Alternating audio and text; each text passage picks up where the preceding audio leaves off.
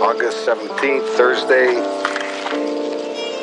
10:25 p.m. Mr. Jarvis and his secretary are working late again tonight. Even money says Chippy don't take dictation. 2-1, Mrs. Jarvis gets the kids and the house.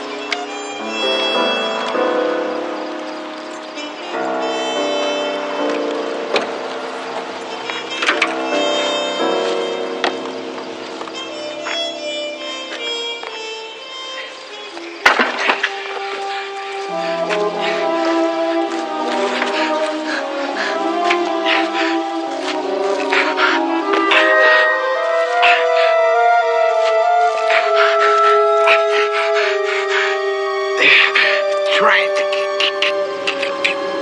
kill me.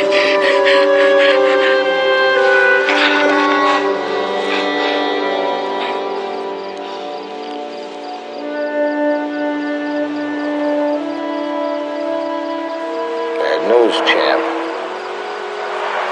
They did it.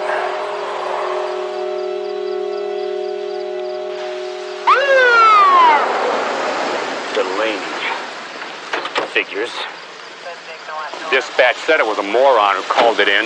You got it wrong again, Turkle. I told him to send out a moron. Where's your stiff? By my car.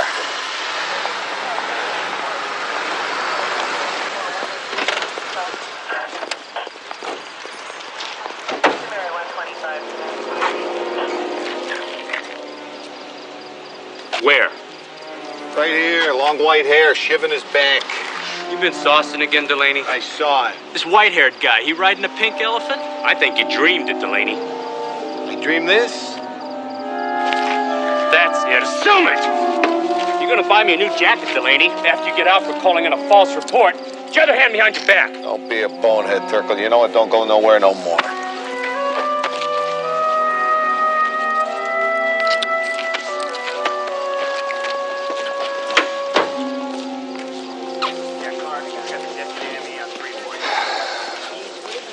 You're right over here. Let's go. Over here. Ron, this is Mr. Pulga Cortez. Pulga Cortez, a.k.a. the Flea. Drive-by shooter, attempted murder, also possession of illegal firearms. Also resisting arrest. I didn't know you were a cop. Oh, what'd you think? It was a badge salesman? Listen, Ron, give this to ballistics, see if they can ID this thing. If they can't, tell them to call Darth Vader. I didn't shoot nobody. No? That's what amazes me. 48 rounds, and all you hit was a Chevy truck and an elm tree. Book Mr. Cortez and give the man an eye test, okay? The knife was there. Like the hitman you said was going to shoot the mayor? He wasn't there because I scared him off. Don't you get it? I'm out there doing your job for you. Look, you're a private investigator now, not a cop anymore, so stay out of police work. What are you going to do about the dead guy? Sergeant Turcol couldn't find a body. Turkel couldn't find his butt in the dark. You think I made this up? Is that what you think? I think you drink too much. And I think you've got an attitude that's going to eat you up, Delaney. I got no problem being me, McCabe. Never have, never will. It's you that's got the problem. Don't throw away what's left. I don't want to have to yank your PI license. I told you what went down. You don't want to believe it? That's up to you. Can I go? This time. Next time, I'll get ugly. You already are, Goodyear.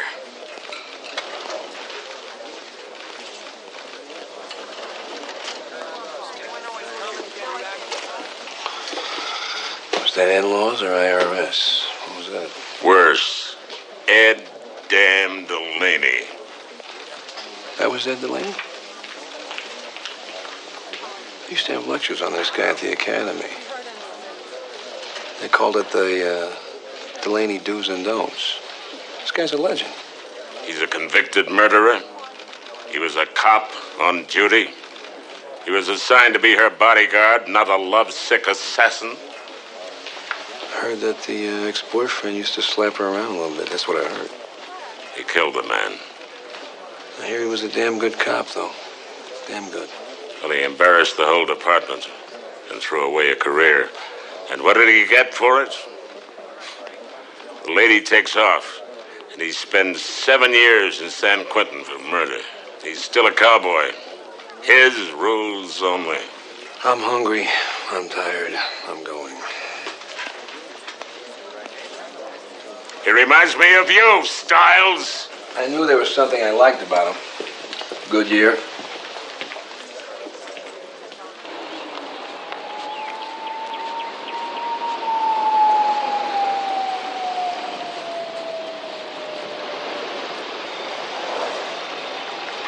Ace, if you're tailing me, you gotta be a little bit farther back. No tail. I work for McCabe. My name is Stiles. Jake Stiles. Look, you need a ride? Yeah. I'm not going far. We'll go grab a little breakfast. Up in.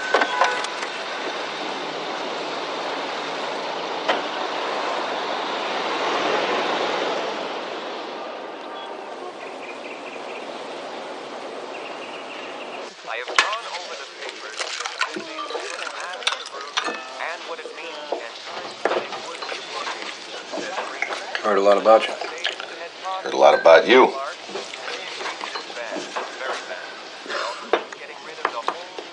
Tell you what. I'll believe about half of what I heard about you if you'll do the same for me. Thanks, Jenny. Buffalo and Squinty were asking about you.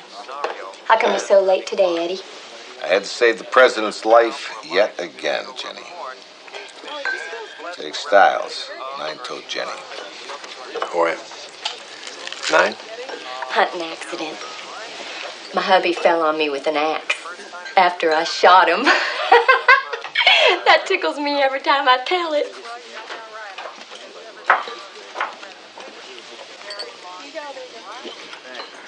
What happened to the arm? Nosy. I like that. To give you some advice, Ace. Stay out of the joint. Kinda never forget the cop who sent him up. Pulled your booking slip. That, the guy you saw. What do you look like? What the hell are you looking for? You read the slip, you know what it said. Not looking for a fight. Don't want one. I just want to know about the guy, that's all. Why should I think you give a damn? Cop runs into a burning hotel, carries a guy down 12 flights of stairs, and then books him for murder on the sidewalk. Right. Now, the way I understand it, That's the guy I want to know about. there was a fight. See? Half true. 6 flights. Or the Civic Center Annex. 60-ish, 50 maybe. 6 feet. Long white hair. Face is all scarred up like he been in a fire. Well, thank you, Angela, for being with us today. Pearl-handled knife stuck in his back. After 6 years of self-imposed exile, billionaire Richard Rose has ventured out into the world again. The wealthiest, Turn that up, will you, Jenny? reported to be one of the world's richest men, has come out from behind the walls of his compound to attend the funeral of Dr. Morton Atticus, his longtime personal physician. That's the guy. All right, thank you. What guy? A couple of The questions. guy with the knife in his back. It is correct, is it not, that Dr. Atticus was This is a live newscast. that tragic This boat guy's not dead. He was last night. Mr. Rose went I swear it to you, Ace. friends of Mr. Rose's there.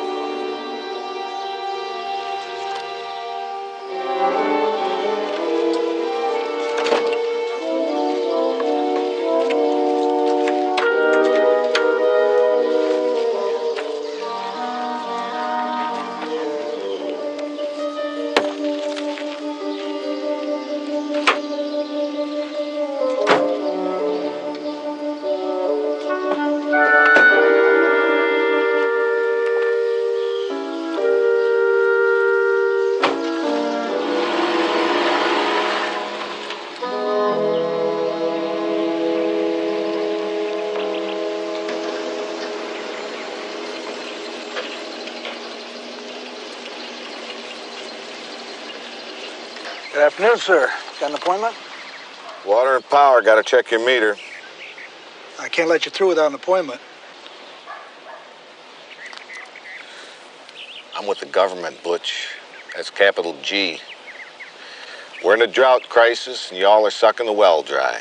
Now, if your meter's wrong, that's one thing, but you don't let me see it. Section 52 says I can lock up the pump handle, let you all drink dust. Take your pick. Go ahead. Let him through. I copy.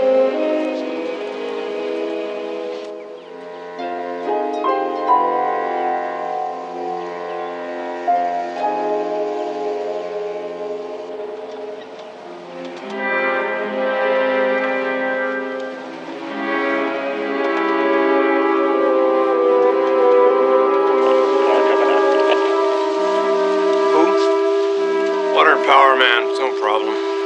Yeah, that's what you said the last time.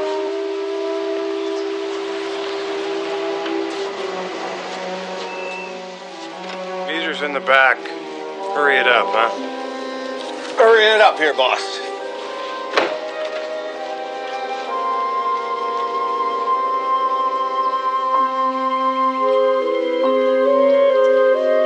Start your breath. On my way to the north gate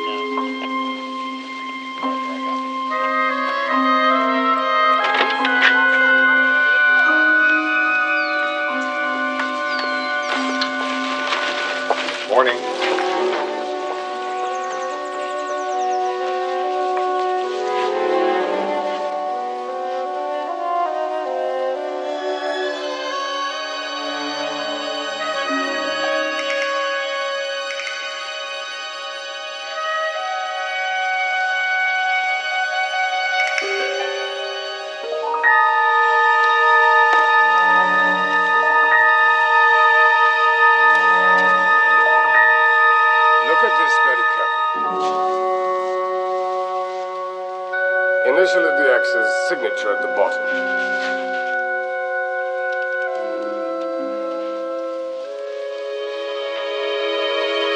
Who are you? I'm Water and Power. Who are you? You have no right to be here. Who the hell are you? I'm Richard Rose. Who are you really? Please leave. I told you the meters were in the back. No, I'm Water and Power. Guys, I'm just, I made a mistake. What are you doing? You get your fanny sprite for this, guys.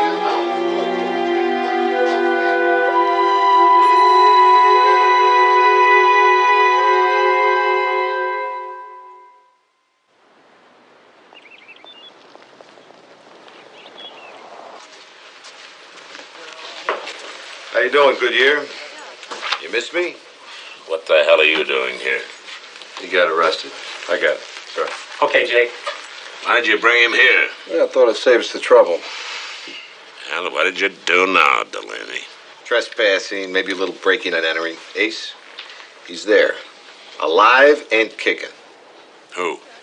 Richard Rose. What? You broke into Richard Rose's house? Wait a minute. We saw him on TV this morning. He ID'd him as the white-haired man with a knife in his back. Something's going on. Walls, gates, you'd expect that. Goons with guns all over the place. And the knife is there, too. One of the goons had it. Well, that's it, Delaney. You crossed the line. I warned you, and you looked the other way, as usual. Well, I'm pulling your private investigator's license. You were one of the best cops I ever knew. And now you're just a joke, Delaney. A bad joke.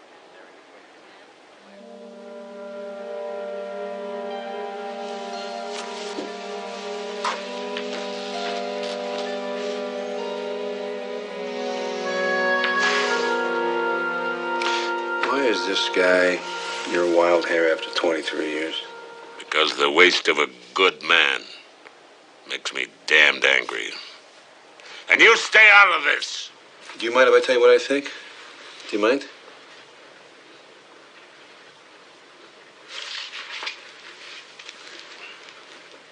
I think you're still ticked because prosecuting Delaney left a bad taste in your mouth. I'm still ticked.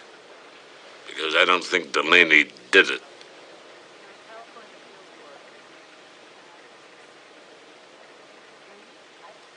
You keep away from him. And you keep him away from me. If there wasn't any white-haired man with a knife in his back, none of that's true. Where did Delaney get the blood on his hands?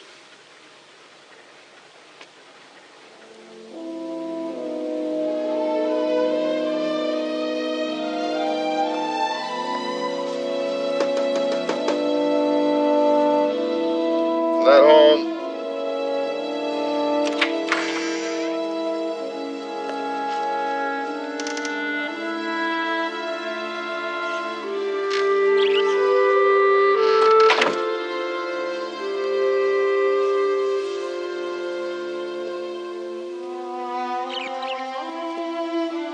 How you doing? Like this.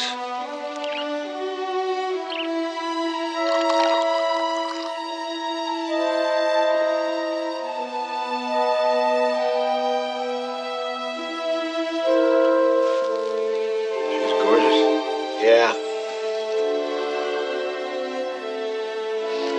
That's my favorite photo.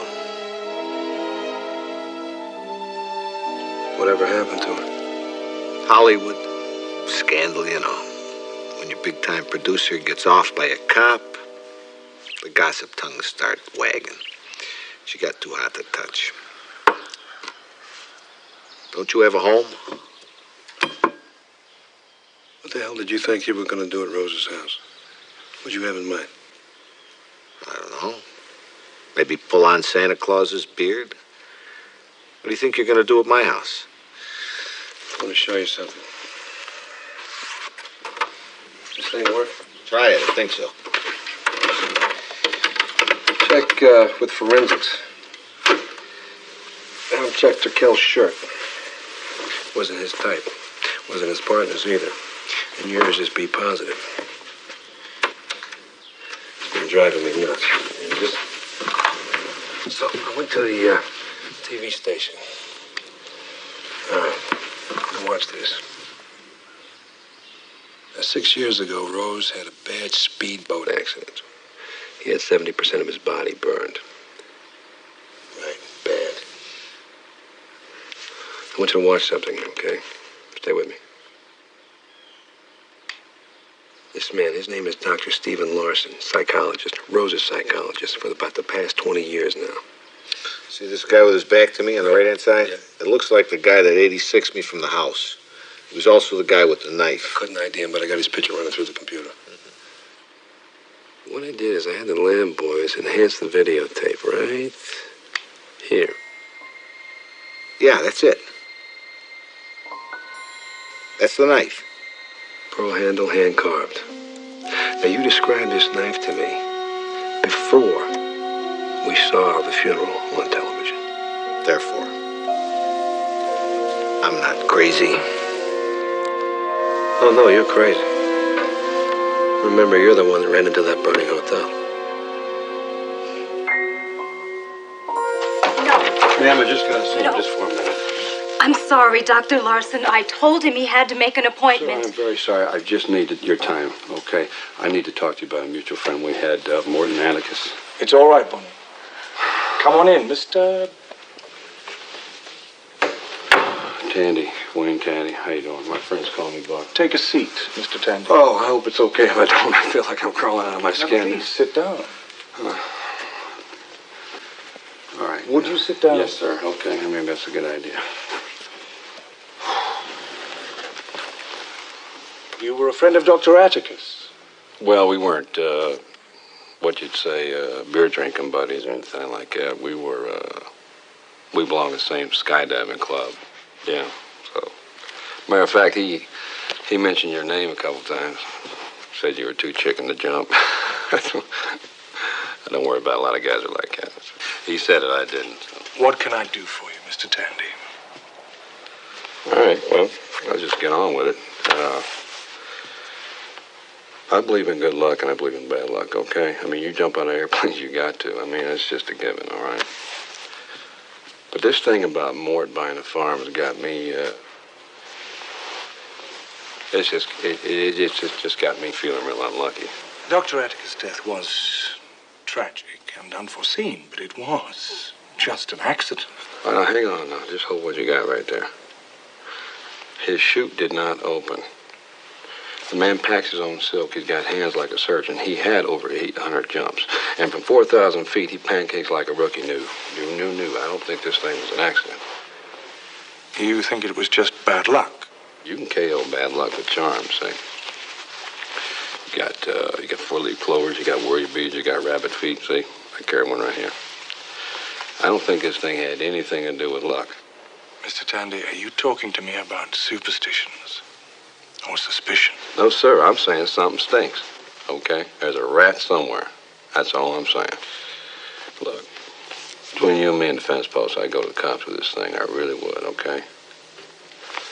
But I got this past that I'd rather nobody know about, if you follow me. I'm afraid I'll be unable to help you, Mr. Tandy. I'm leaving. I just got on here. an extended vacation. Where are you going? If you'll just get in touch with a colleague of mine, he can set up an appointment for you. Well?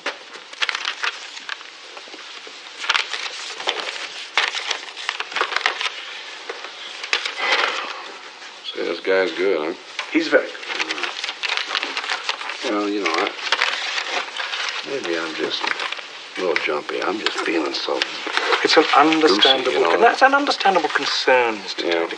Fear makes you lose control. Yeah, you should you've got that focus right, yeah. on something more constructive. I see, yeah. All right.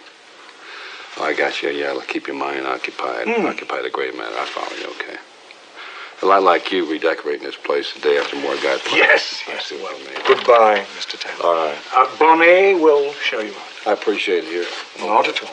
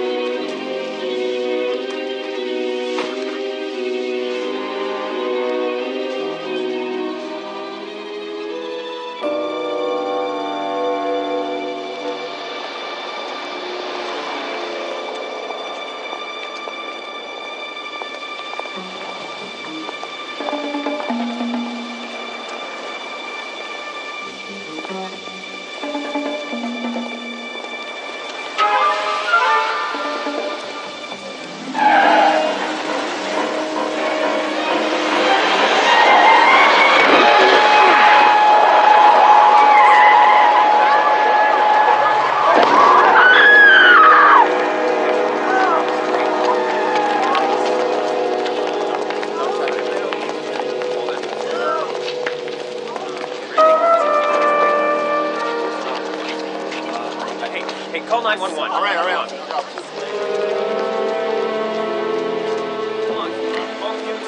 The guy in the plaid sport jacket, follow him.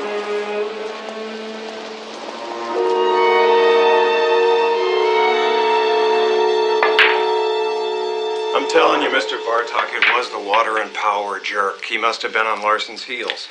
Who is he, love? Beats me. Most things do. His presence at Dr. Larson's demise concerns me, gentlemen. I cannot afford such a coincidence. Well, it's time to turn off the water and power man. Wham, bam, he got it coming and going. You think it was a hit and run? It was a hit and a run and a hit and a run. Could have happened to anybody. I was just with the guy. He was right about that extended vacation.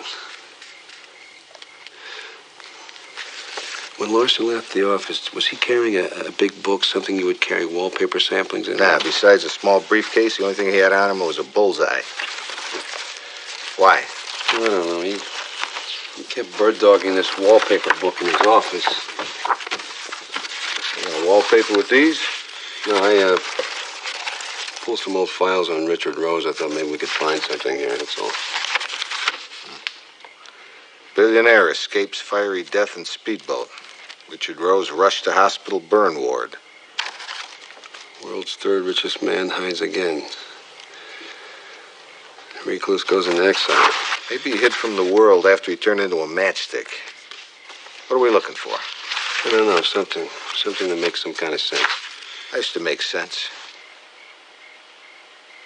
It's not all it's cracked up to be.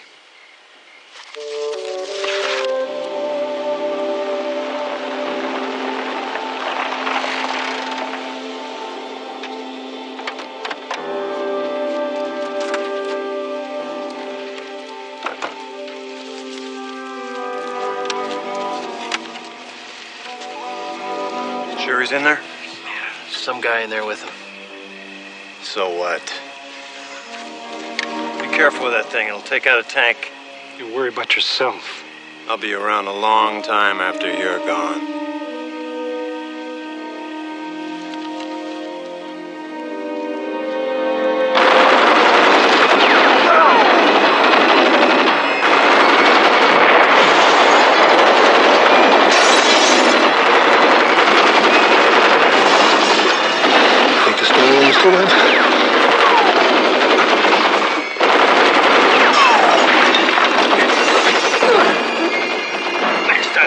Your house.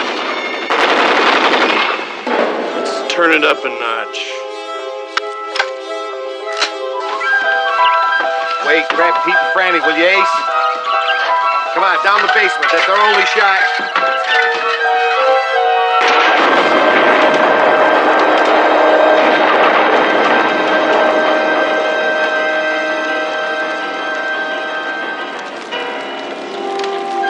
Adios, Taco.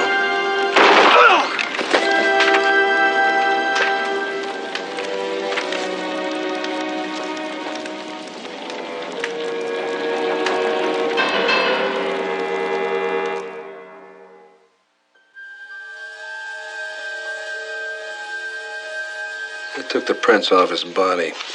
His name is Emiliano Rodriguez. He's a soldier of fortune. He's wanted in 12 different countries. A drug dealer, kidnapper, cold cash killer. Why would they kill their own? I don't know. Why the hell would they blow up his house? Well, maybe he drove them crazy. He's a damn genius at that.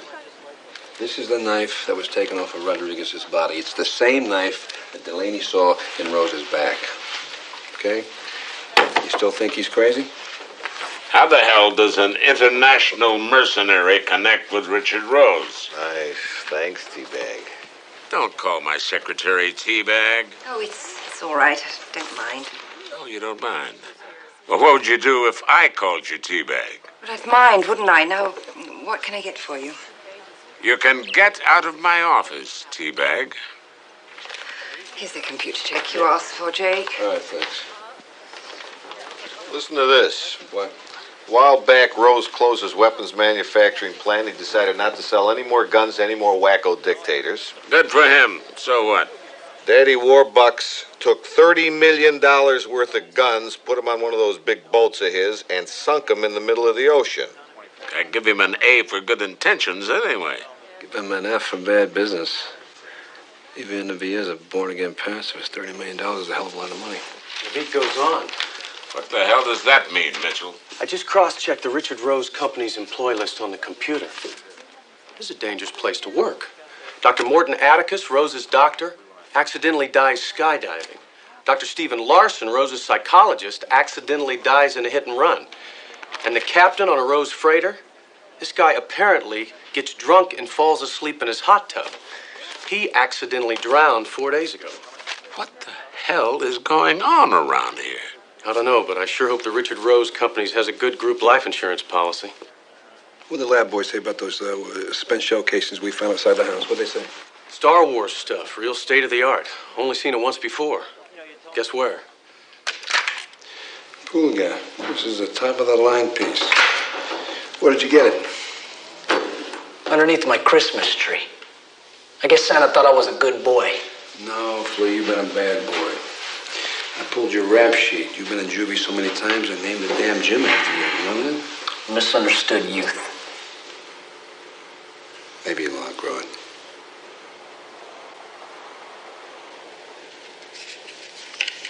I forgot your birthday.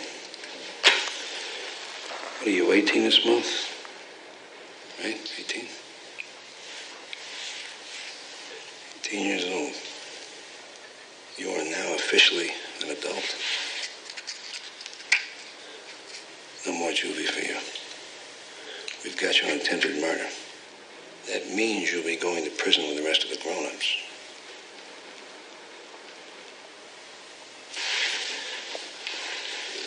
They're gonna have a good time with you.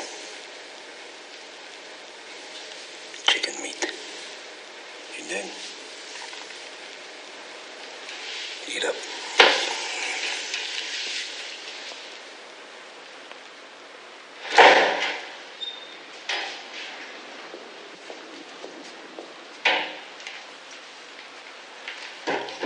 I got a phone call coming.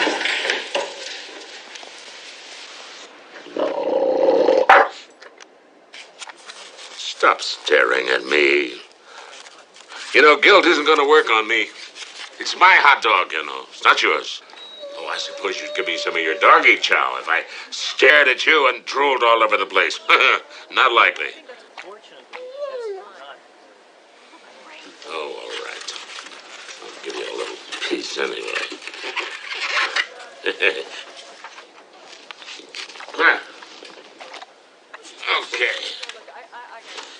You know, I hate having lunch with you. Mr. McCabe.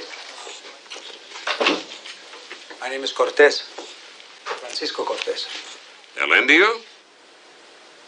You know me? Well, I know of you. And I know that for every 10 people that want you locked up, 20 want you dead. You can't please everybody. What do you want, Cortez? I received a phone call, Mr. McCabe, from my wife. You have our son, Pulga. You're also very interested in a weapon called the XK-47. It's very advanced, very difficult to get. Where did he get it? He stole it. From me. Where did you get it? From a business associate, Emiliano Rodriguez. His business closed. He's dead. Sit down. Emiliano was a middleman. He would put together people who have some money with people who have some goods. The XK-47? It's a sample. The buyers are from Central America. They're Latinos. They don't trust Anglo sellers. How do you fit in? They want an expert who can test the weapons and show their people how to use them. Well, you found me, Cortez. You must have a reason. A deal. All that I know from my son. If he goes to prison, he'll die. If people find out that El Indio worked with the police, double-crossed his partner, you'll die. So where were you born? Miami. Lindbergh Projects. Who's Goliath? Hired assassin out of Berlin.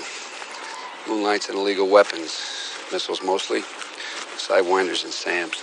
Who raped your wife? Who raped your wife? Escobar. He set me up in San Salvador. I left her alone for 20 minutes. What did you do? I killed him. How? I sliced him from ear to ear, then I opened his throat. Good. 47. 600 rounds a minute. Incendiary, fragmentary. Also has grenade launching capabilities. Good. No fists. El Indio is a master of Taekwondo.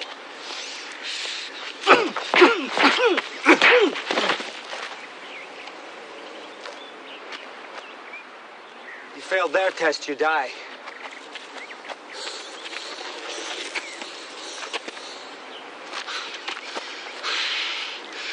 I think I'd rather have study hall. You're going to meet Bianca Lamang and her brother Juan Miguel. They want the 47s for a rebel army they've started. She's willing to die if it means freedom from the dictator Zaragoza. And Juan Miguel, he's greedy. He's power hungry, and he has a price tag. Don't trust him. He's going to betray Bianca. Give the 47s to Zaragoza, not the rebels. How do you know? I can't afford to make mistakes, and neither can you. Any questions so far? Yeah. This hurt? Yours did.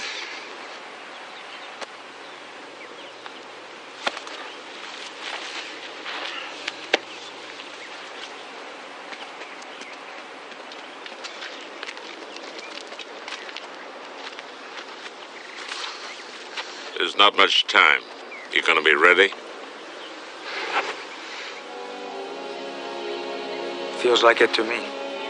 Well, if Delaney's right, if Richard Rose is an imposter, he's the weak link in the chain. We've got to get to him.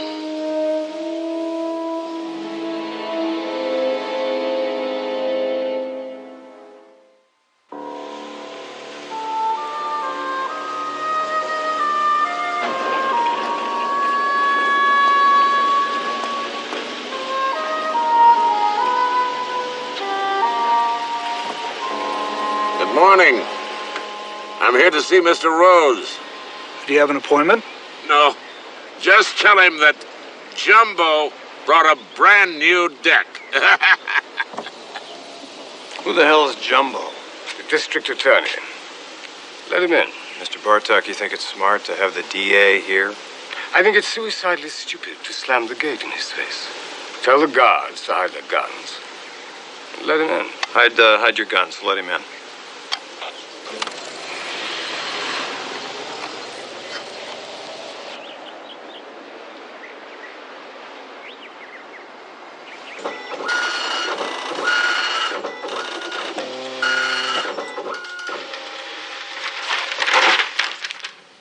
J.L.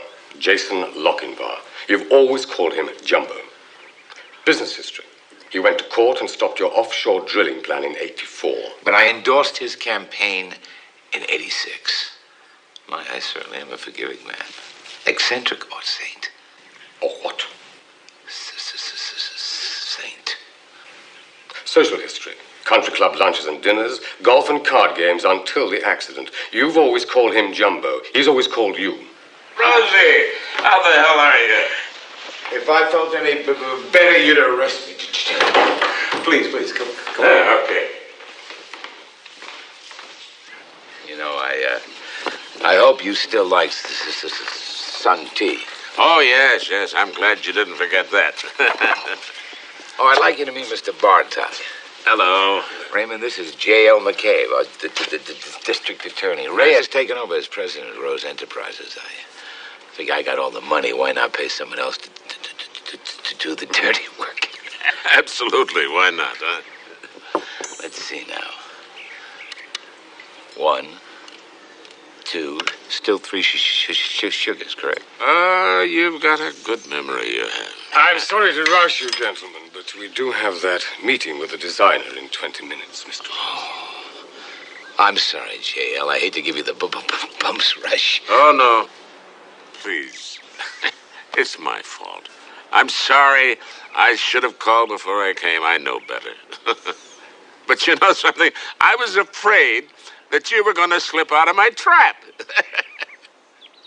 I'm going to hit you up for a contribution to the policeman's retirement fund, Rosie. Raymond, write the man a check. Incidentally, Tommy called me the other day. He wanted me to say hi to his favorite dummy. Tommy? Tommy Nybaum. Oh, I know it's been centuries since we played bridge at the club. But you haven't forgotten your old partner, have you? I mean, I want a lot of money off of you two guys. You know, I haven't seen him in a couple of years. Yeah. He called the other day.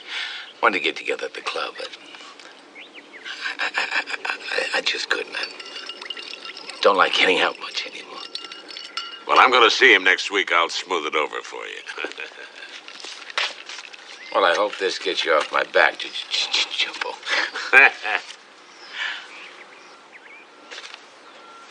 $10,000. You're very generous, sir. As always. Well, let me say this. The city's finest thanks you, sir. Well, I never could deny you.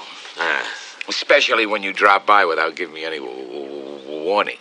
Sorry about that. Good to see you, Rosie. Good to see you. I still have the poker game on Thursday nights, if it's of any interest to you. Well, maybe one of these Thursdays I'll make it. Okay. Ralph will show you out. You take care. You too, sir. Goodbye.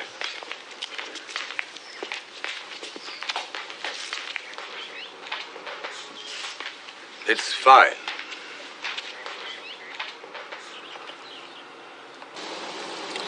Did you get a check? Right here. Did he sign it? No, his president, a man by the name of Bartok, did. It doesn't matter. $10 says your guys couldn't swear it was a forgery anyway. By now the guy's got it down to an art form. You're right, it doesn't matter. You know, Delaney, I owe you an apology. I used to play cards with Richard Rose. But Tommy Nybaum didn't. He's been in San Quentin the last 18 years. It's all right, Goodyear. I'll put it on your tab. And I'd have bet my life that that was the real Richard Rose.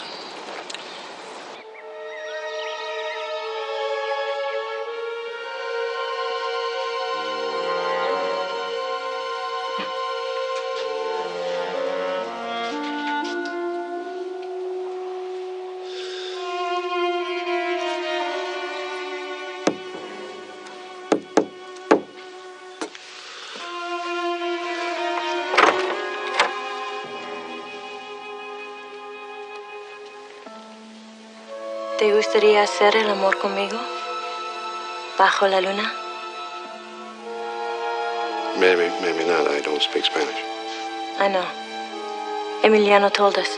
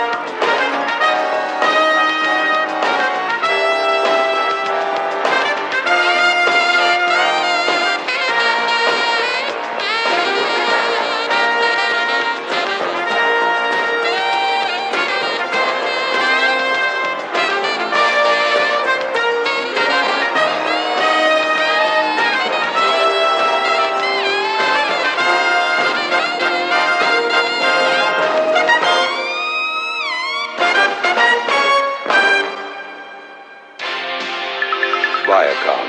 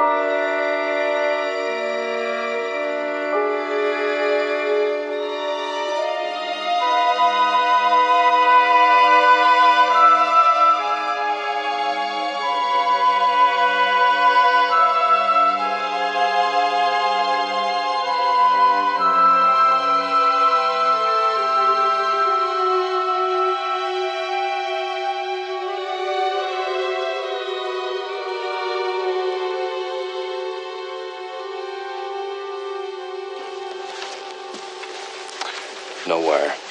And no Spanish. Francisco Cortez? El Indio? I grew up in a Jewish neighborhood. I went to more bar mitzvahs than I did fiestas. I also speak a little Yiddish. Now, how do I know you're not wearing a wire? You'll have to take my word for it. Not as much fun.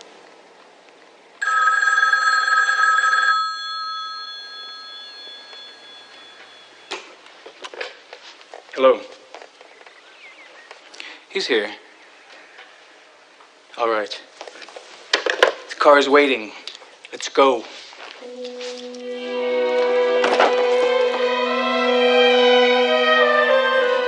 I think you will enjoy your stay here. The grounds are quite magnificent. When will we meet with Mr. Rose? I'm afraid that Mr. Rose doesn't entertain much since his accident. The scars from the fire have left him a very private, very insecure man. I doubt that a woman of your beauty could even imagine. You're very kind. You make it easy, senorita. I'd like to show you his prize collection, second to none in the country. This is Mr. Rose's pride and joy. He has a strange taste in pets. Can they get out? The first question everyone asks, no. Are they poisonous? The second question, very. And the third. Who walks them at night?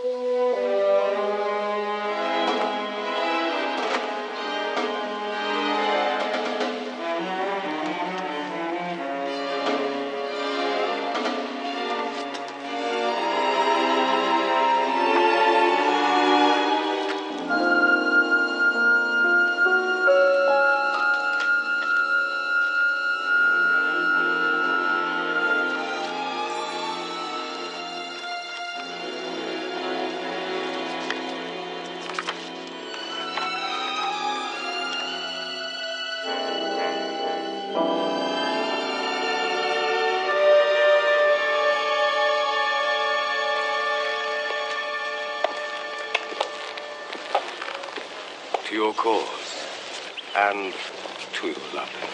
When is Emiliano getting here? I'm afraid that Mr. Rodriguez has been killed. Killed? How? Playing with one of the guns. They're not toys. Yes, it was a tragic accident. Emiliano was a good friend of yours, wasn't he, Mr. Cortez? We worked together.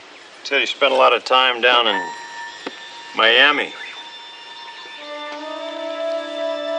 Said that's where he met you. You think he was lying to you? Me, I like Miami. There was a bar I used to go to on the corner of 4th and Dolphin. What's the name of it? Blackbeard's? Wouldn't know. I don't go to bars. You don't like them? Don't like who's inside them. Mr. Bartok, why the test? This business we've undertaken is risky. I try to minimize my risks. I have to be sure that you are each who you say you are. For example, this breathtaking woman says that she is Bianca Alaman. Bianca Alaman, I am told, was once arrested by her government. Tortured, I hear. Whipped. With a leather belt. They couldn't get anything out of her. She's probably got some pretty nasty scars on her back. I sure would like to see them.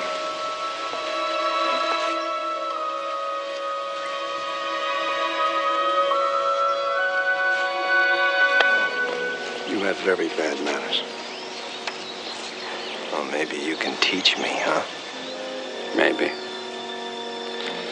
I hear pigs are very smart. Stop it! Get out.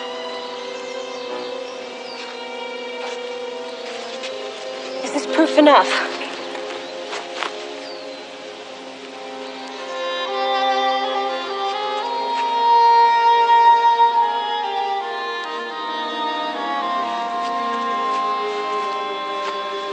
I apologize for Rolf.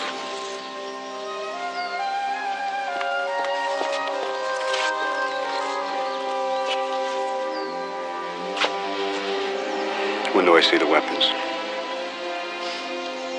In good time. In my time. Enjoy your evening, Mr. Cortez.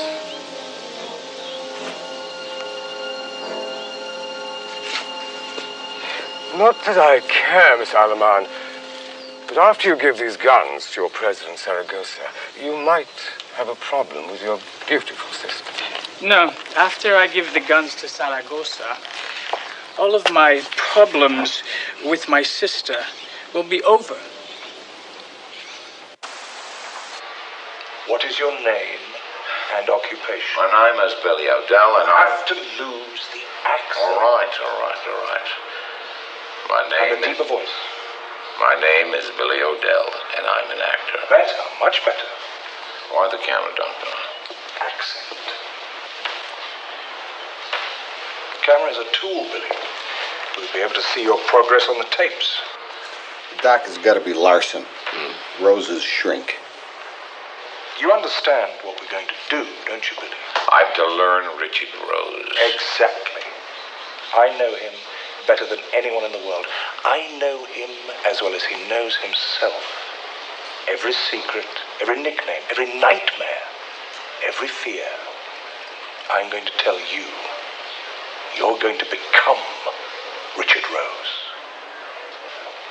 Richard Rose.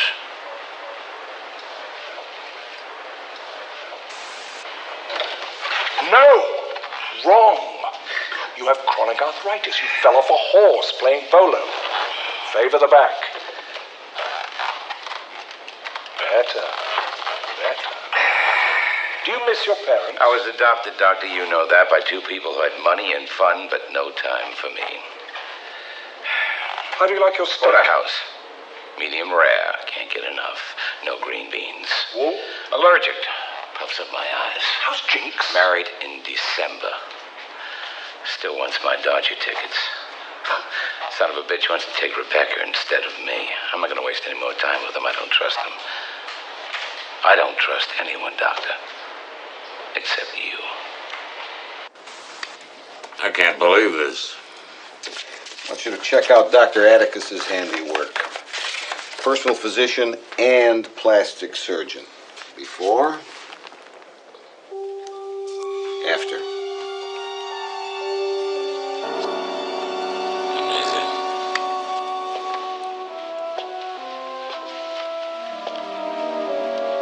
Do you still see Alexandria? She looked at me after I took off the bandages. And then she screamed. No, Alexandria, no more women. Your Why did Larson hide the video and the photos in the wallpaper book? Everyone tied up in this has been accidentally getting offed, one by one. A life insurance policy, huh? Larson's policy expired. I don't trust him. What's your name?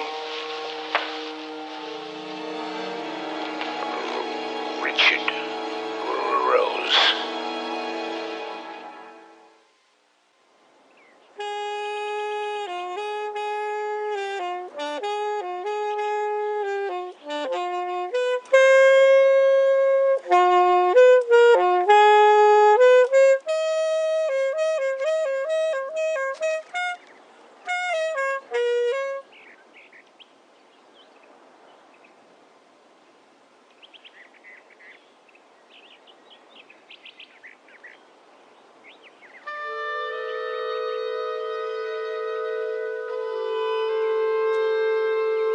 Curious about something. What did you say to me in Spanish?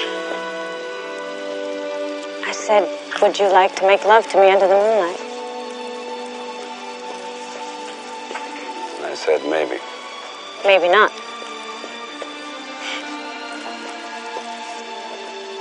Gotta learn the language.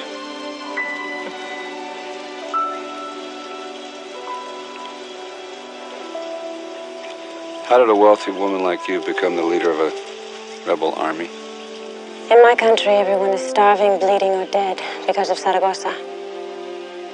The night the soldiers came and stood my father against a wall. They killed him. But he did not die. I, too, am Alaman. I live for him. So you hide in the mountains with your army. And you buy them guns with your money. Yes. You think I'm being a fool?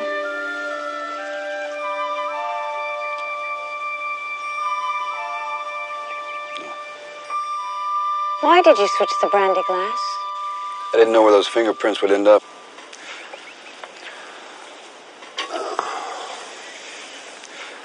Too many people want to know where I am.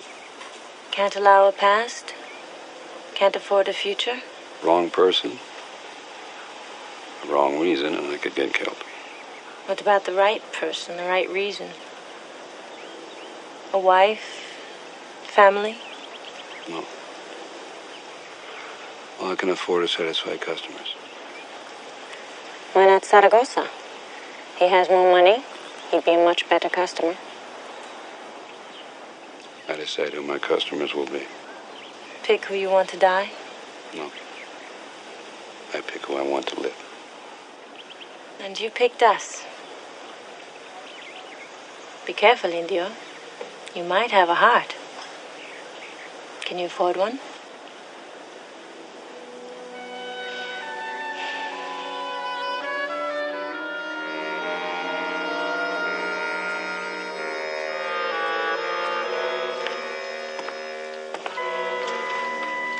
What do the rebels think of your sister? That she walks on water. And what do you think? I think that my beloved little sister better know how to swim. What will happen to her? Do you want her? Maybe I'll give her to you as a gift. We ran the fingerprints. He and the girl are who they say they are. Coatees? His prints say he's Raymond Bartok. He switched the classes. You want me to take care of the son of a bitch? You don't like him because he beat you. And you don't like him because my sister does. He's having fun, playing a game. But he came highly recommended by your own man. Unfortunately, Emiliano is not here to vouch for him.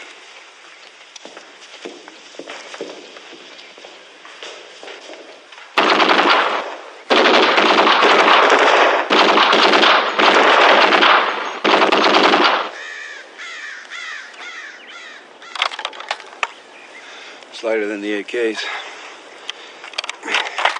Has negligible recoil. Beats the Russian incendiary. We employed the best designers in Germany.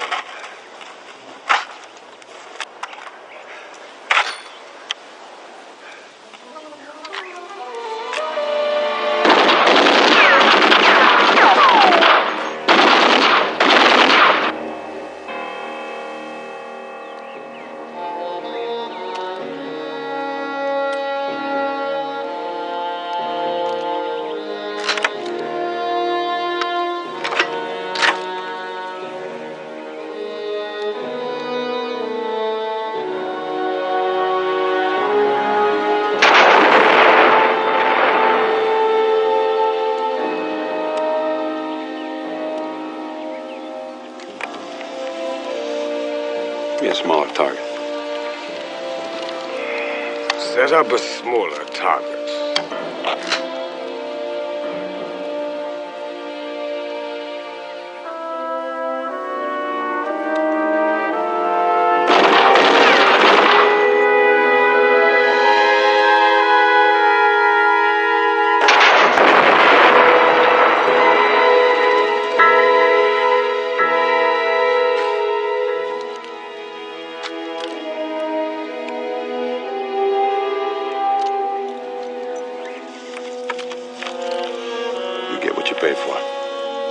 Then we can do business. As soon as I hear that the sum of $2 million has been accredited to our account in Switzerland.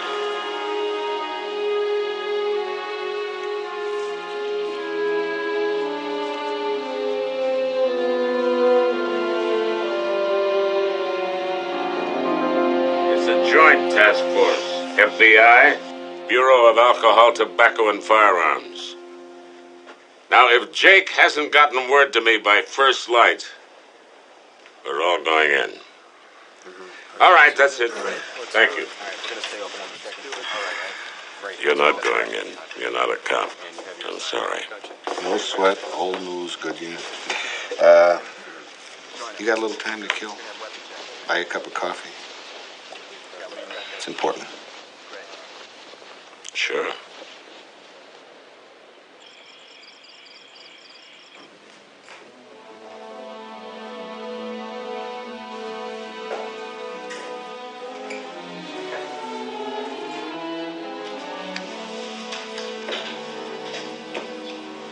How you doing?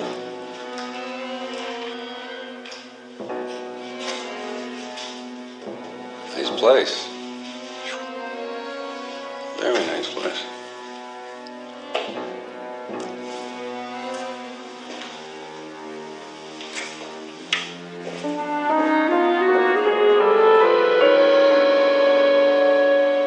Delaney, isn't it about time you told me what's going on?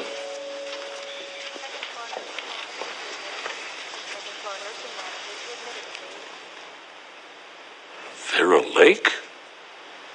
Vera Lake, Delaney. When did you get married? She waited 7 years for me to get out of prison. 23 years ago, the movie star fell in love with a starry-eyed cop, and the chump fell for her, too.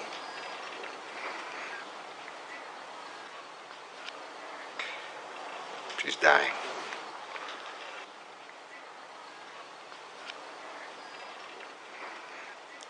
Eddie?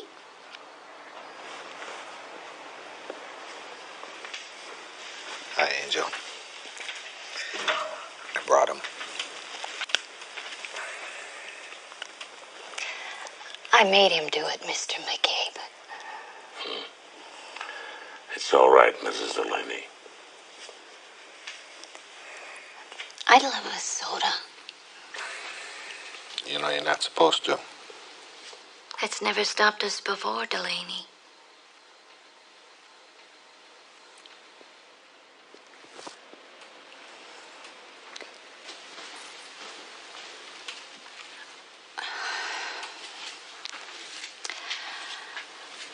I have to talk to you about Tony Tremaine. He came to my apartment.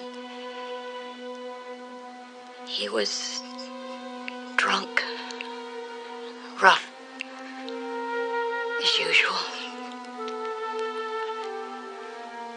He started hitting me, telling me that he got me in movies and he'd take me out.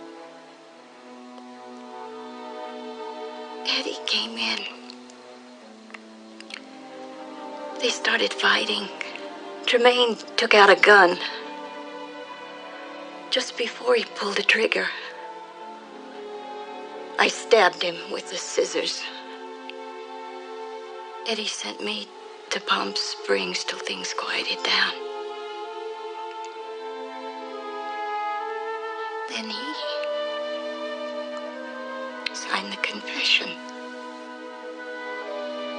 He knew I couldn't make it in jail. He knew that he could.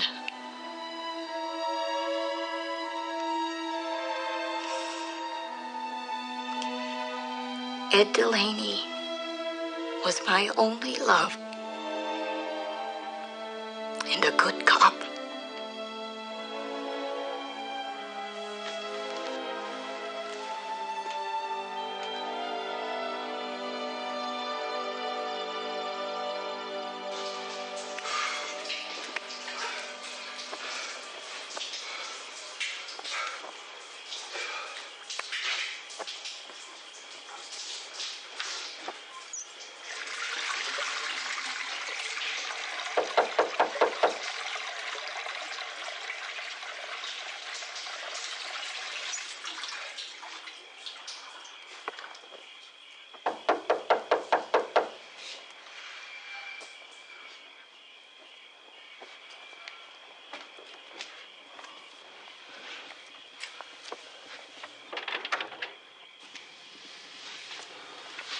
Hi. Hi. I have a thank you gift. May I come in and give it to you? Sure.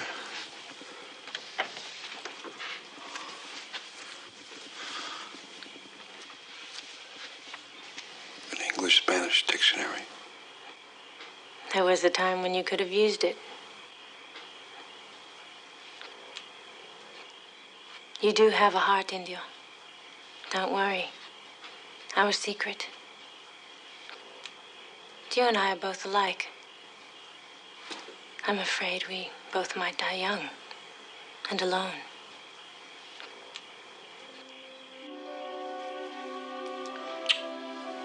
Thank you for today.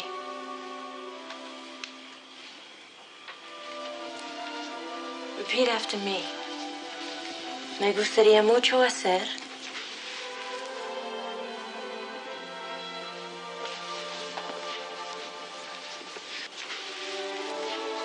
What? Repeat after me.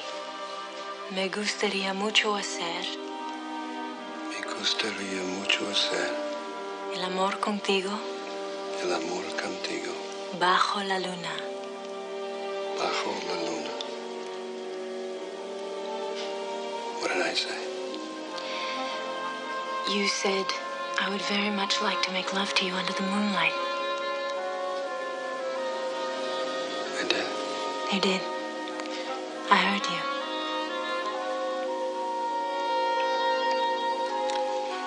What did you say? A mí también me gustaría mucho. I would also like to very much.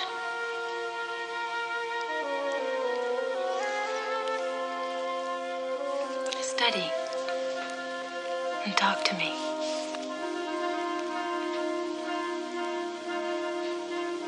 Mañana.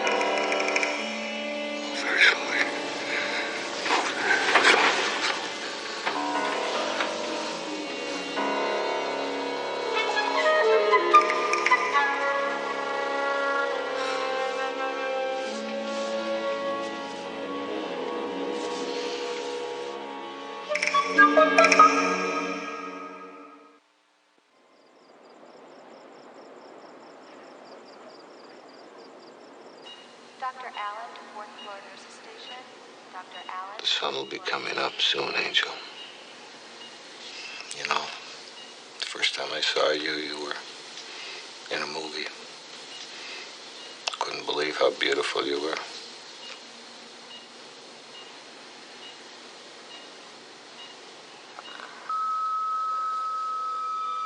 Who'd have thought that a movie star would fall in love with a cop? I'm the luckiest guy in the world. Always have been. Since I met you.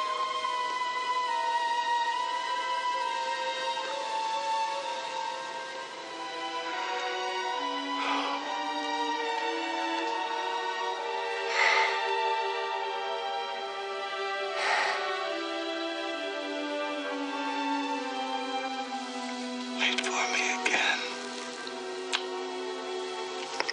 Please, Hank.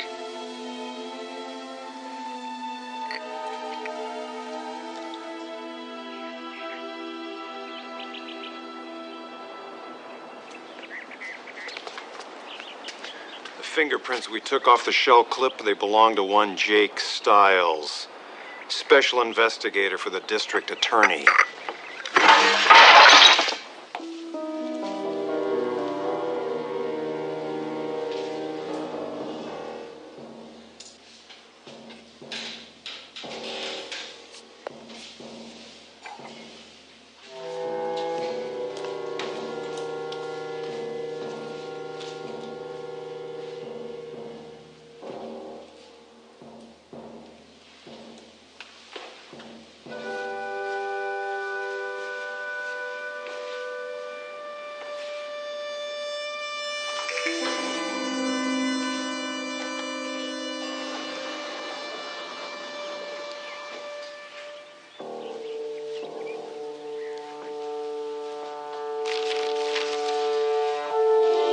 What are you doing? Room service. You ordered the snake, I believe, didn't you? I wouldn't make any sudden moves. Snakes are very nervous animals. You got no business being in here. And you don't have a stutter anymore. You collect these babies. You should know all about them. Afraid of a king snake? At least I think it's a king snake. You're crazy, you are. Your stutter's back. You know what I think? I think some people who accidentally died were really killed. I don't know what you're talking about. Your stutter's gone. I also think that $50 million worth of guns that are supposedly at the bottom of the ocean are really closer to the top, wouldn't you say? Huh? I want you out of here right now. You know what else? I don't think you are you. I think the real Richard Rose died in Ned Delaney's arms. I think you're in an enormous amount of trouble, you are. Do you want to trade? I bet you signed the whole store over to Bartok, didn't you? You crossed all the T's and you dotted all the I's. He's got all the power now. It's nice and legal. But you know what? That makes you dispensable. Meaning you'll be dying soon. Accidentally, of course. And you think I'm in trouble. Okay. Okay, what? I'm an actor. My name is Billy Odell. They trained me. They give me some plastic surgery and $1 million to play Richard Rose. But I swear, I didn't know anything about illegal guns or anything about killing people. I swear I didn't. $1 million for an acting job. It's a little over scale, isn't it? You get me out of here, and I'll testify for you. I will. You swear? I swear I will. Good.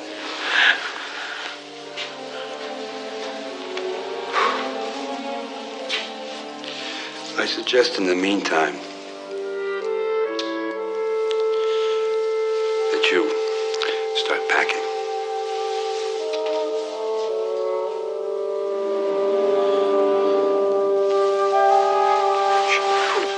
It's me. Do you want another Spanish lesson? No. There's a police raid coming down. I want you out of this place before you step over the line, before you go too far. How do you know about this raid? I'm a cop.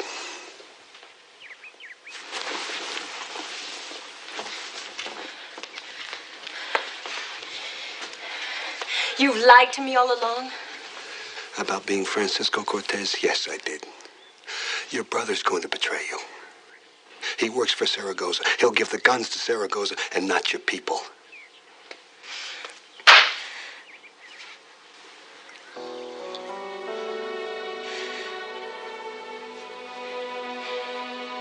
You're doing all the wrong things for all the right reasons.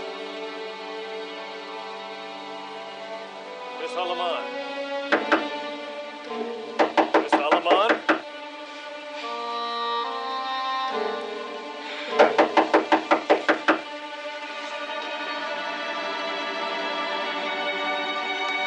El Indio is in here.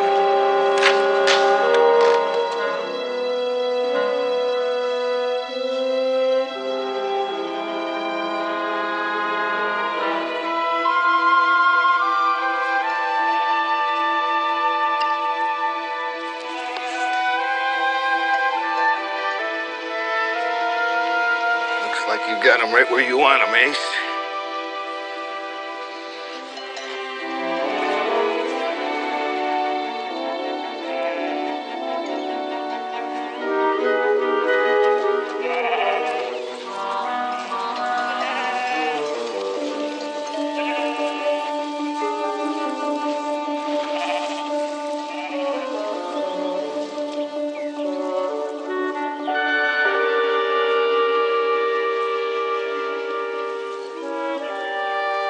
Tragic. The collectibles killed the collector and his friend. What do you have to say now, Mr. Stiles?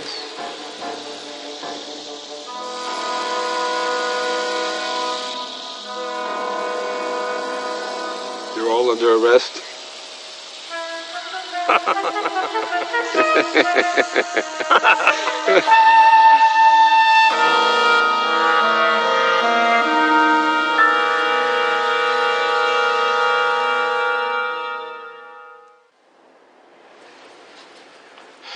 The task force is going to be there in about 4 minutes.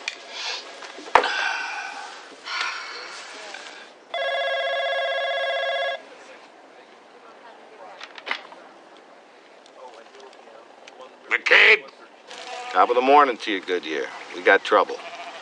In the backyard of the Rose place. That undercover thing of Jake's, he just kicked off the blanket. They got him. Oh, damn it. Well, the task force should be knocking down the door in about 3 minutes. I don't know. 3 minutes, he could be hard-boiled. Look, I know you don't want to hear this, but might just have to be me and the flock. No, damn it, Delaney. You stay out of this. Listen, our paths may not cross for a while, so, thanks, Goodyear. Did you hear me, Delaney? I'm ordering you. I can't hear you. Damn it, Delaney. Can't hear a thing you're saying. Look, I said stay put. Talk to you later. All right, boys and girls, let's head them out. Sheep, I don't know. I never pictured it like this. Come on. Hey, come on. Get down there. Get down there.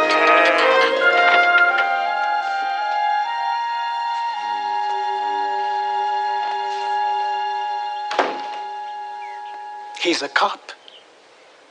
Seems our Indio is a liar.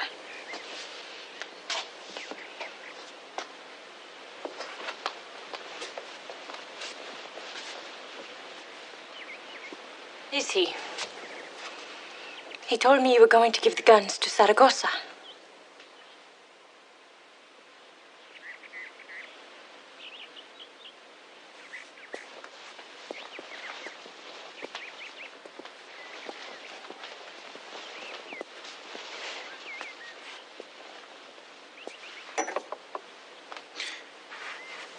When you were in England, at school, the town, they talked about me.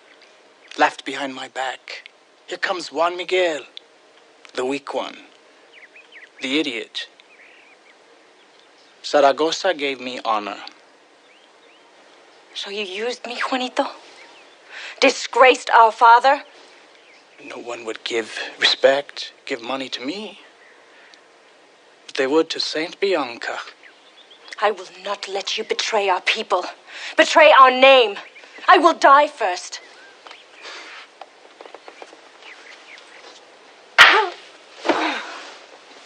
So be it.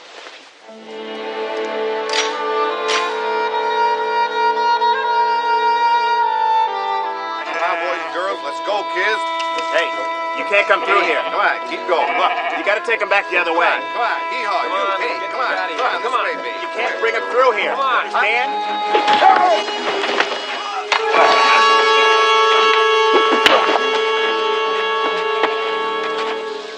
Gentlemen, you have two options. Jump or be pushed. Which is it to be? What do you think, Billy? Huh?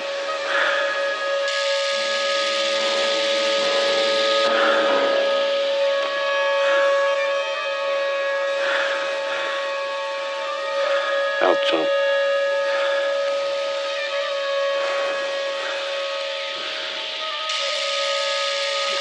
Don't jump, Ace!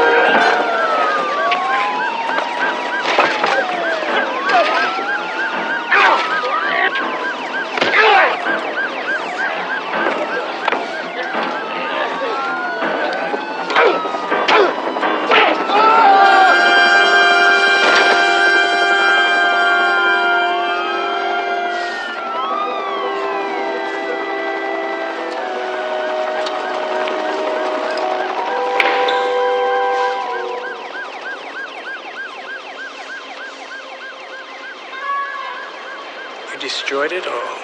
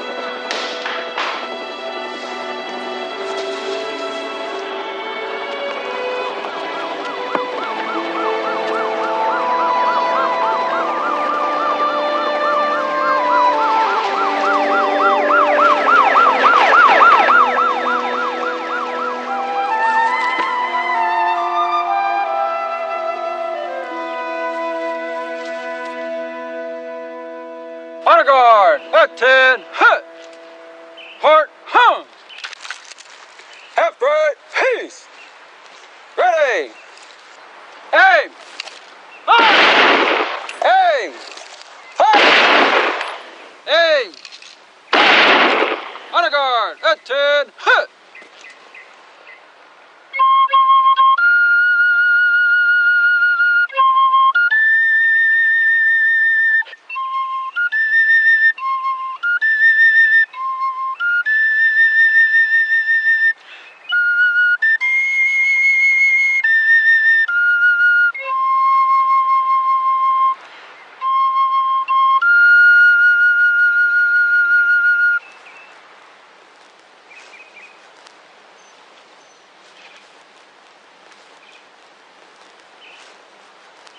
You were right, Mrs. Delaney.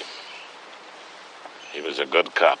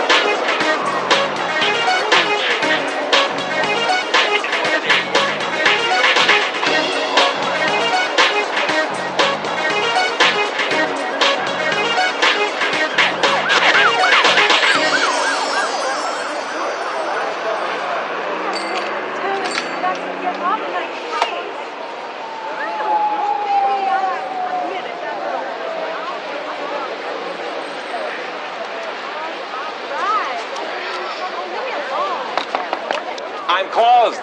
Be a good guy and open up. I'm hungry. I'm closed. I feel a real moment of artistic passion coming over me.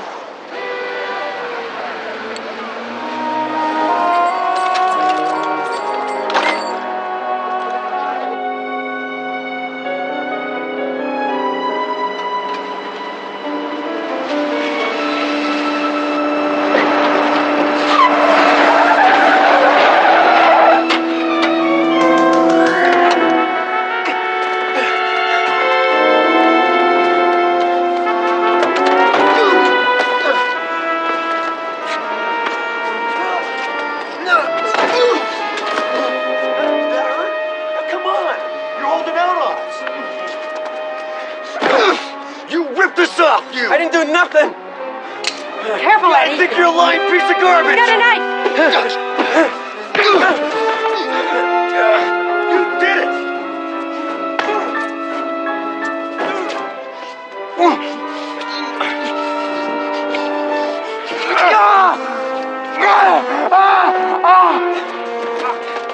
Damn it!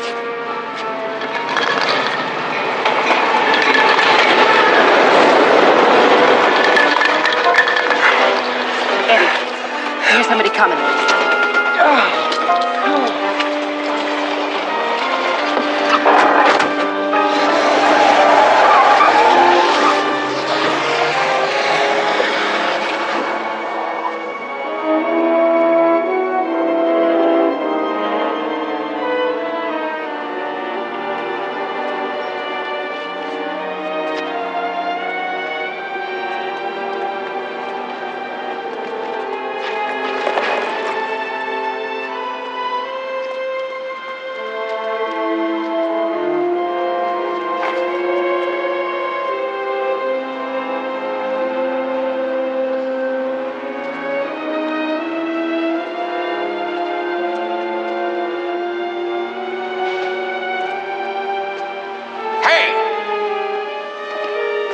Help!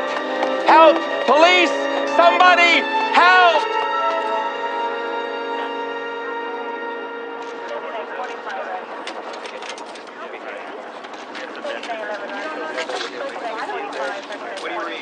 I've seen some bad ones. With all this dirt and grime, you must have been living in the sewer. Whole damn place is a sewer.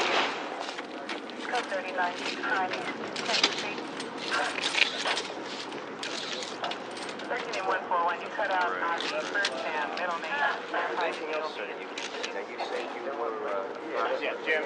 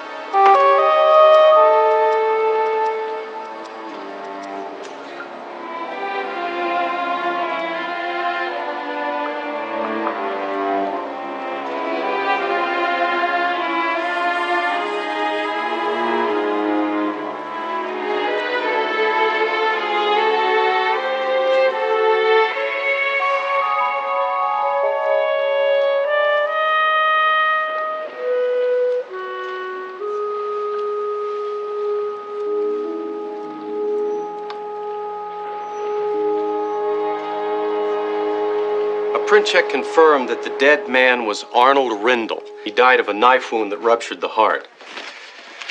He'd done time for an assortment of robberies. He'd been in and out of drug rehab clinics, been institutionalized by the state twice, lots and lots of emotional problems. Any family? Yeah, he had a brother, Harry Rindell. He owns Rindell Construction. He was out of town last night, but we managed to get a call into him this morning. He's on his way in. You get any prints off this spray can? If they belong to the kid, whoever he was, he's clean. There's no record of any kind. What do you guys make of all this? I don't see any motive for the kid killing the guy. No. He's not the type of guy to have any money on him, so I don't think robbery was the situation. You think maybe he happened on the scene right after? Maybe. I'll know more once I find him. There's Mr. Rendell to see you, sir. Bring him in, dear. Mr. McCabe, I'm Harry Rendell. Yes, I'm very sorry about your brother. Thanks. Please sit down. I've been expecting something bad to happen. You have? Why is that? My brother had a history of mental problems. When he disappeared over a month ago and I hadn't heard from him, well, I had a feeling.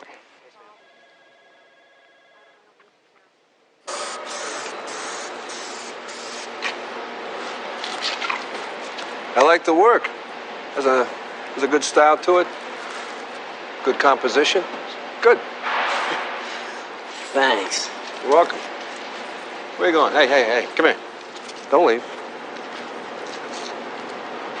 You and I haven't been formally introduced yet. What's the R stand for? Roberto. Roberto, my name is Jake. See? Jake Styles, right above the badge here. Guess it just ain't my day. Well, every cloud has a silver lining. Maybe you can help me out. I need to talk to the kid that painted that right over there.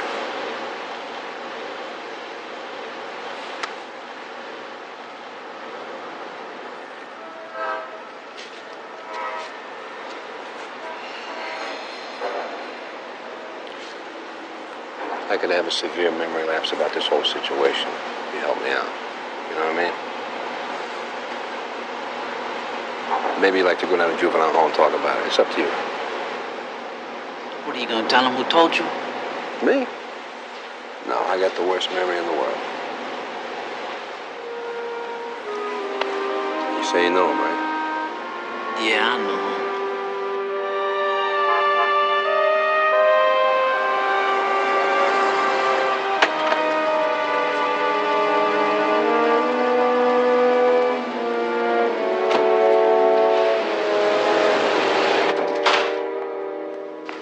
Well, you two screwed it up, didn't you? We screwed it up. He put up a fight. So you had to kill him? Harry, the psycho brother of yours pulled a knife. You couldn't get it away from him? Things happened fast, Harry. We're the ones that found him, remember? After he ripped us off. You know what this is going to cost us?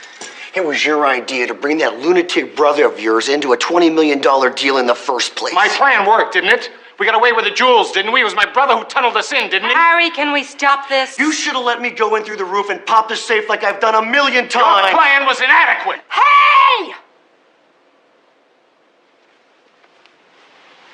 No, I'm sorry I had to break in like that. We know he hid the jewels somewhere. How are we gonna find them? That's a $20 million question. What about that condemned hotel he used to sneak around in? Oh, we went through that place. It was a nightmare. Cruised all the spots he hangs at downtown. We finally picked him up at the Mission. Things went downhill from there. They're gonna get a lot worse. Cops are looking for a kid they spotted by the river after the murder. When we got out of there so fast, nobody could have seen anything. You understand what kind of trouble we could be in here? Do you?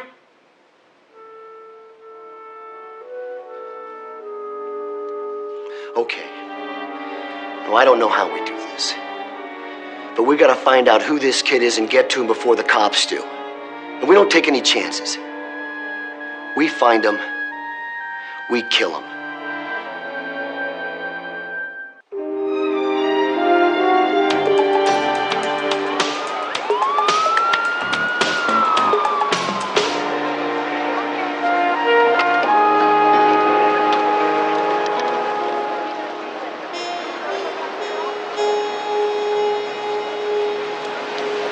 Hey, buddy. Hey. This yours? You dropped this? Yeah. I found it down. Is this yours? Yeah. Thanks, mister. You're JJ, aren't you? No, man. That's JJ over there. Huh? Whoa. Wait. Come here. Where were you? I didn't see where you pointing. Where were you pointing? Over there? Right over there? Get over here. Listen. I'm gonna have to take you downtown and ask you some questions about a situation that happened at the riverbed yesterday. You follow me? Why don't you save your gas and ask me right here? Get in the car. Don't I get a phone call? Get in the car. I want a phone call. Shut up and get in the car. Get in the car.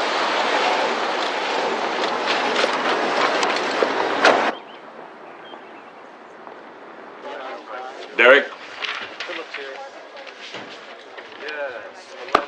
Thank you. Is that the suspect in my brother's case? I don't know. They have your brother's possessions downstairs. Where's there a phone? I've got an important call to make. There's one in the lobby. Thanks. You were identified by the store owner as the one standing over the body. You must have been mistaken. Really? You, recognize this mural? It looks like the work of a genius. Well, that genius left his prints on this can of spray paint which was found there. I guess I was passing through. Passing through? Hey, son, you could be in serious trouble. For what? Looking at a dead body? Just looking? Why did you run? Man, look at me. I'm a poor street kid. I'm on everybody's typical suspect list, so I split. Listen, you look like the type of guy who enjoys a good meal now and then. So how about springing for a couple of burgers and fries and we can talk our heads off? Oh, you're something else, kid.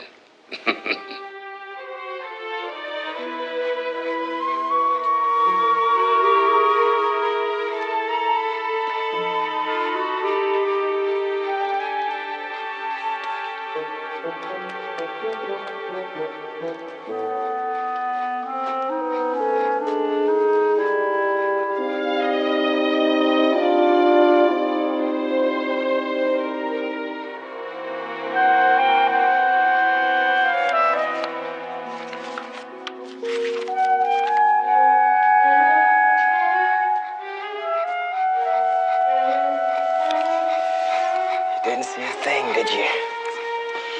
Okay. Let's take a ride. Where are we going? I'll let you know when we get there. Let's go. See you, Max.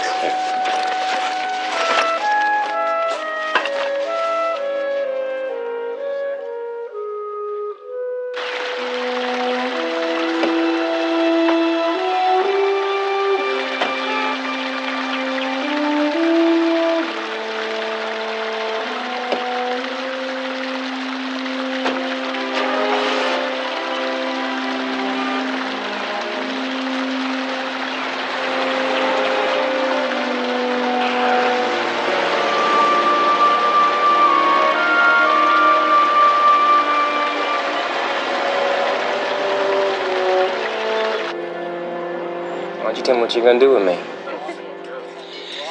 That all depends on you. We know that you know more than your son. What are you talking about? Hey, don't hustle, all right? We could take you down the county right now. I could do that, or I could take you down to juvenile hall. I could go either way. You with me? I spent a little time down there myself when I was about your age, so I'm not crazy about shipping somebody down there. You know what I mean? What were you in county for? I screwed up. Thought it was cool to steal a car. I got caught. I was going through a bad time, that's all.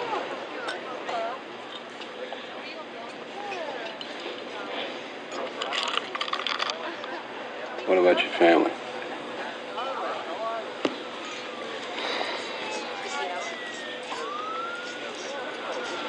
Ain't bad, huh? Bad. I'm sure I have a father. Everybody does. But I couldn't pick him out in no lineup. What about your mother? She used to work at this phone sex hotline. I heard she moved out of the country with some boyfriend.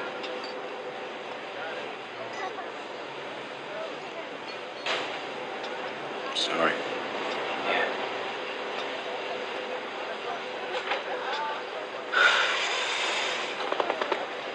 All right. I'm gonna run to the bathroom real quick. You stay here. I'm gonna trust you not to run. But remember, I'm a little smarter than you. If you run, I'll find you. Hear me? I'll be right here.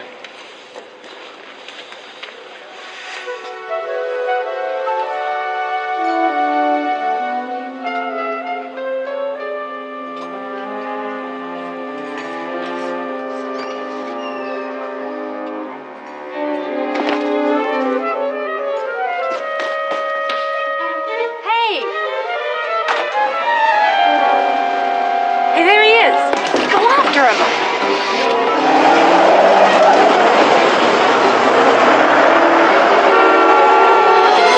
Damn!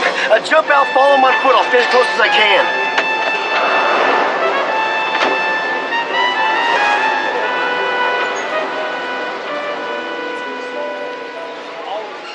I don't know what happened to that file. Well, I had it here this morning. I don't have it, so you've got to have it. It's not in my office. It's got to be in this... Derek, have you seen my file on the Rendell murder? No, sir, but I have something I think is important. Oh, well, go on. Arnold Rendell had been one of those tunnel rats in Vietnam, and he'd been caught 5 years ago trying to tunnel his way into a furrier in San Francisco. Oh, that robbery down at the jewelry mart, that was an underground job. Right. And Rendell had been missing for a month.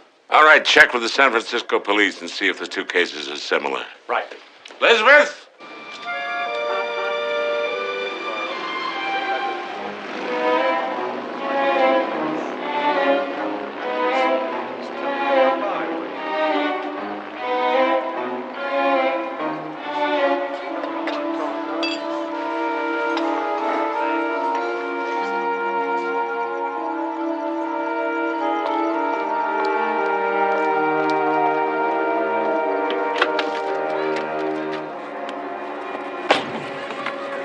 Still in there. Yeah. Eddie, Harry, listen, we got a serious problem. If you find the kid, you can't kill him. It's Harry. Says we shouldn't kill the kid. Talk to us. We just got Arnold's stuff from the cops. His wallet is missing. The kid must have lifted it. That explains why the cops haven't locked him down somewhere. He must be trying to con it out of him. You're going to have to find a way to nab him. That wallet is our last hope of finding out where the jewels are. That was good. You gonna finish that? Hi, remember me? How'd you find me? I didn't know McCabe had you working on the case. Look at this. How'd you find me, man? Police officer, everything's fine. Put your hands on the for real, counter. man. How did you find me? I'm smarter than you, that's why, okay? What do you got in your pockets here? What you got in your pockets, huh? Yeah, you got some money? Sit down.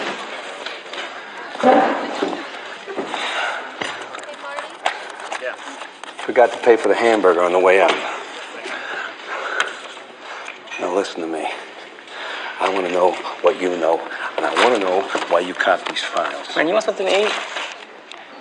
Really? I am tired of screwing around. I want straight answers, and I want them now. You want to go head-to-head with me, you're going to lose. You follow me? No cute stuff. I want the truth, right now. I saw this brown van come flying up the tunnel right before I saw the body. All right. See a driver? Did you get a license number? No, nothing like that. No? But I swear.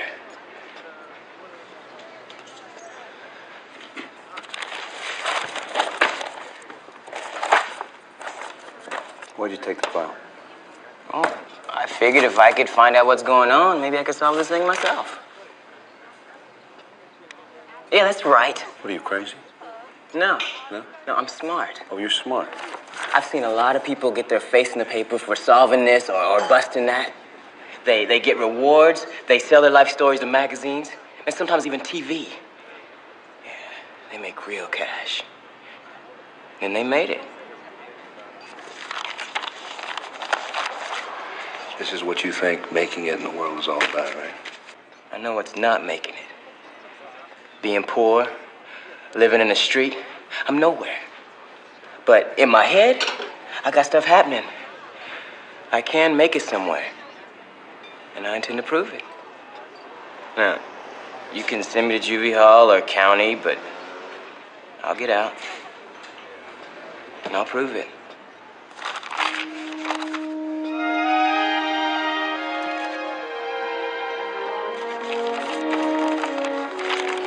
Good piece of work, you know that? Piece of work. All right, let's go. Is that guy a social worker or a cop? Who cares? We kill him and we grab the kid. Pick me up a block away.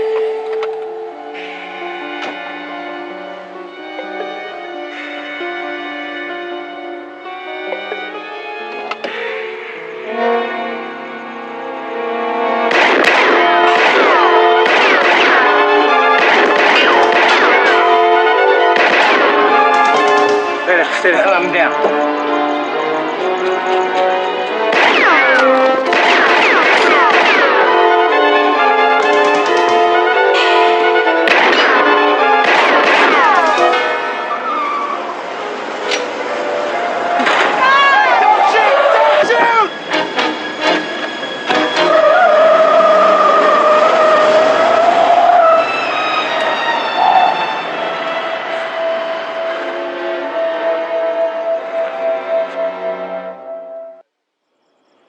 I don't know, this guy, I think he was about 6 feet tall, blondish hair, light. He was moving pretty quick. He was in and out of the shadows, so I don't think I can pick him out of a lineup. Came out of nowhere. Didn't even get a license number. Derek, what did you find out? Anything? Everything points to Rendell as being one of the people involved in the Casa del Mar Jewelry Mart robbery. His M.O. is an exact duplicate of what went down in the one he tried in San Francisco. The same. You mean the dead guy is one of the people who dug underground and ripped off $20 million from the Costa del Mar Jewelry Mart? Well, if you have to know, yes. Wait a minute. Isn't that my file? How'd you get that? I don't know. I got mixed up in my file somehow. Sorry. All right. Now, what we need to know is what else did you see? I didn't see much, really. And no faces. Everything happened on the other side of the van. A man and a woman had a fight with the dead guy. They were yelling and screaming, "You ripped us off, you ripped us off." There was a scream, and it was over. Well, if Arnold double-crossed his partners, that's one good reason why none of the jewels has surfaced. And that means there's $20 million in stolen jewelry floating around there somewhere. We know now that there are at least 2 others involved. But who are they? You know what? If I had a brother with a case of mental illness and he disappeared, I'd want to know where he was. I'd want to find him. Maybe he didn't want him found.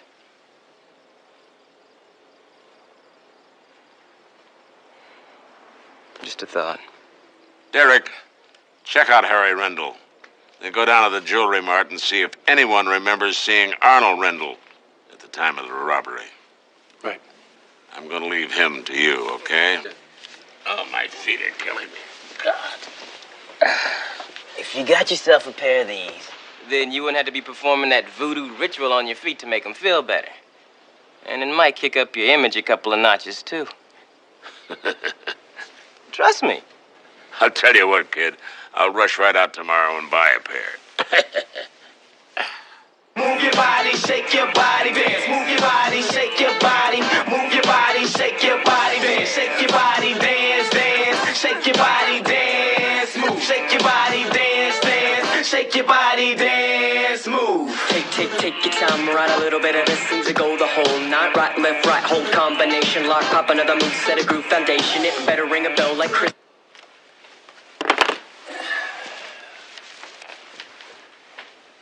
You and I are going to have a serious talk. Okay?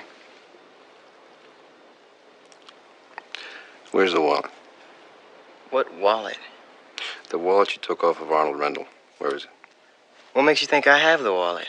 According to our files on Rendell, we busted him a couple times. No matter how poor the man was living, he always carried crisp dollar bills on him. He was strange. He had a weird thing about it. Now, when I went into your pocket for the repayment of one hamburger, if you'll remember, I found crisp dollar bills. Well, he had some bills in his pocket. So I took them.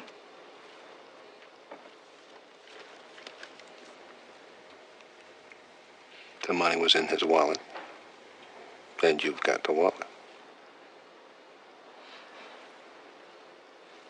Jay, the wallet might have something in it that would help me find those jewels. Do you understand? Jay, these people that you're trying to outwit, they're very dangerous. Now, you saw that tonight. I can take care of myself. You can do that? Can you? Yeah. Against those kind of people, you can do that? You're wrong. You're very wrong. There's a reward out for the jewels, right? If I find them, I could be a rich man. Oh, and you've got it made then. Yeah. If you think money's the answer to everything, you're going nowhere real fast. That's easy for you to say, man. You got some. All right. You think about it.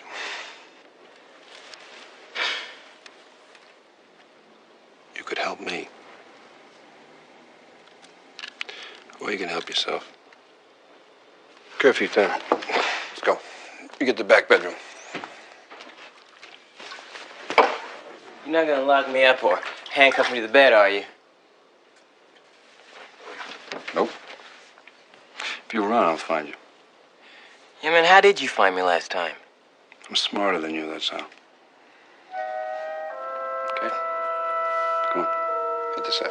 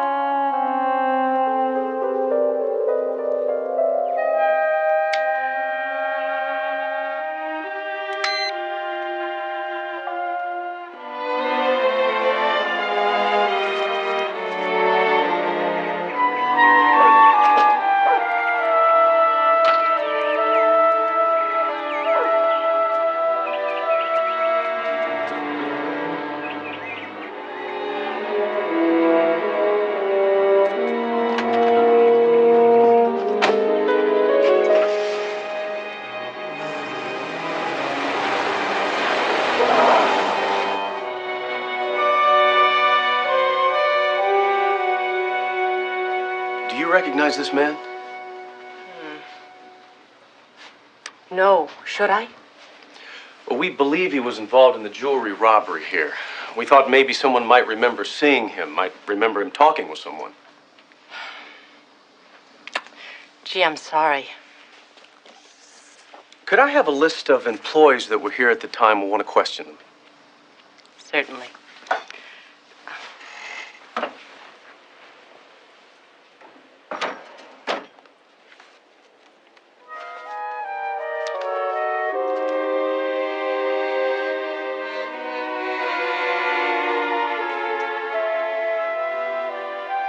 I like your office. Thank you. Here it is.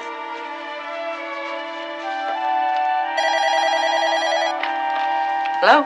I've been chasing after the kid, and I think he's up to something. Hold on. Would you excuse me? I have to take this call. Certainly.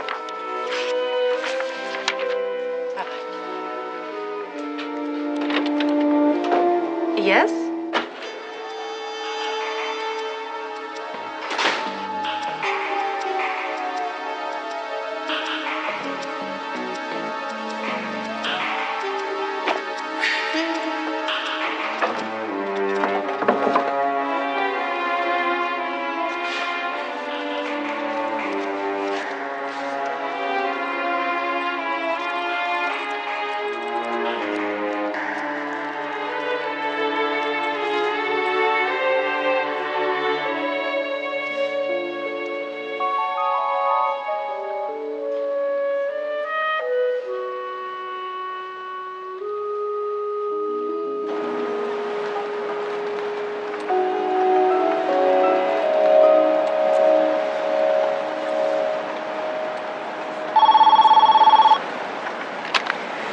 Talk to me.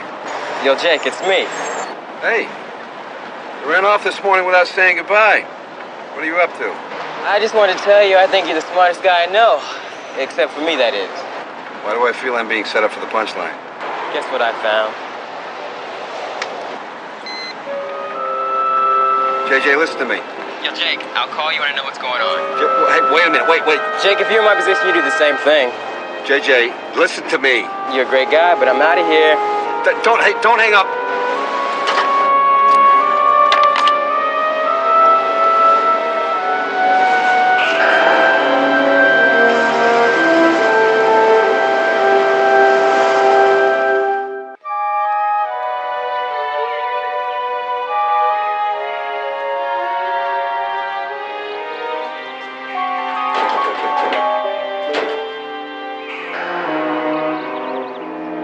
Didn't Arnold used to live at the VA before they shut the place?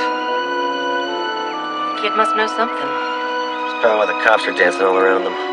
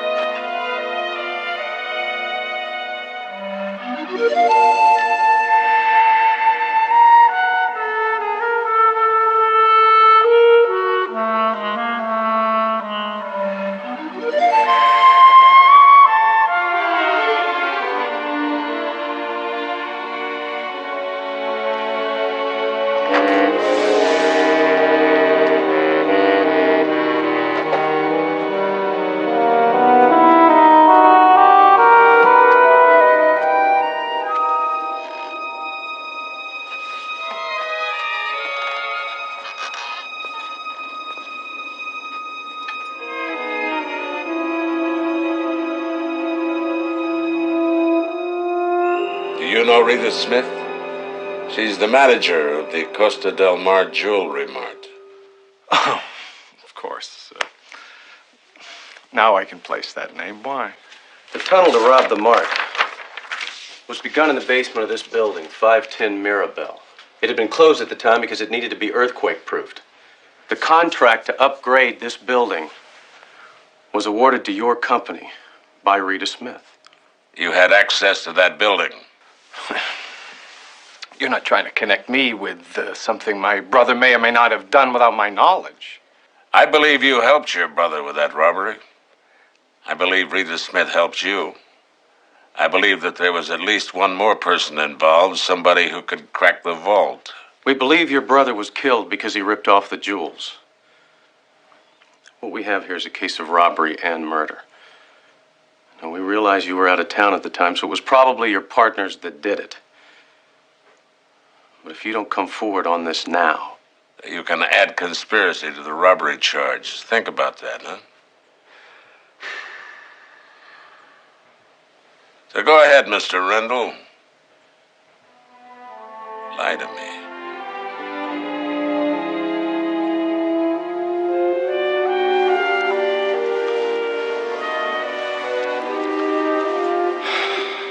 I think I'm going to have my lawyer come down and do that.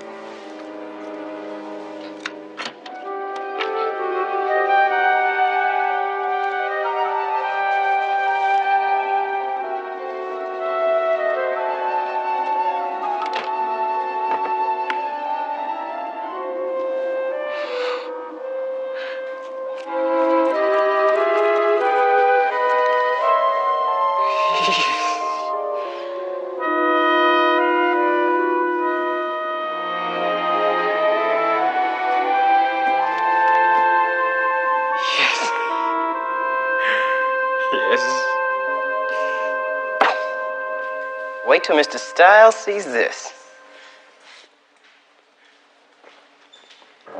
Hey! What are you going to show Mr. Styles, kid?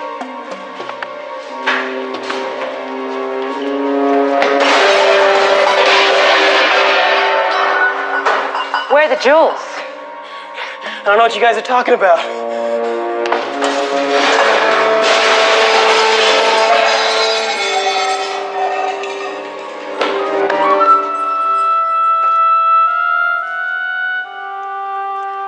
Talk to me.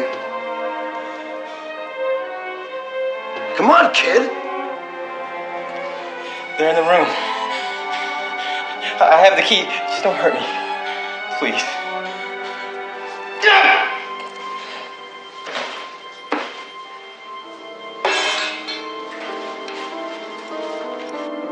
Come on!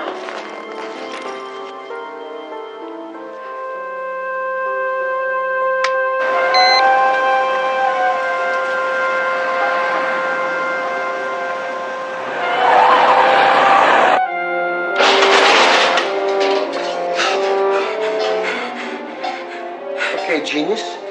Lead the way.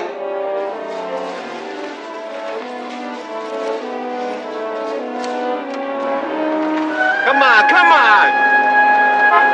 The gas pedal, baby, it's the gas pedal.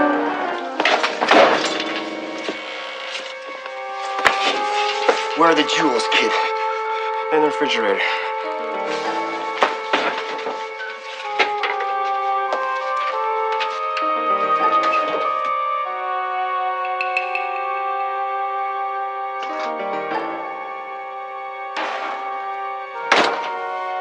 What's going on, kid? You guys stole them? I found them. I want a piece of the action. You must really have a death wish. What, you guys gonna kill me? You never find the jewels.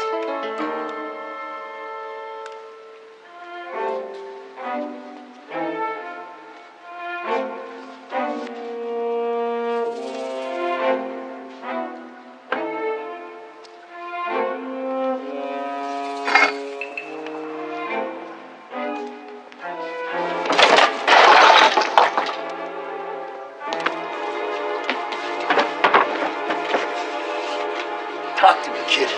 And don't try to be smart.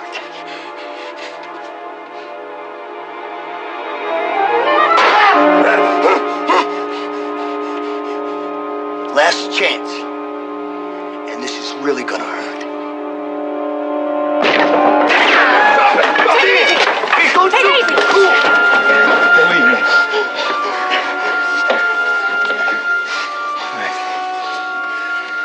Look at me, you ready? Look at me. Okay? Huh? All right?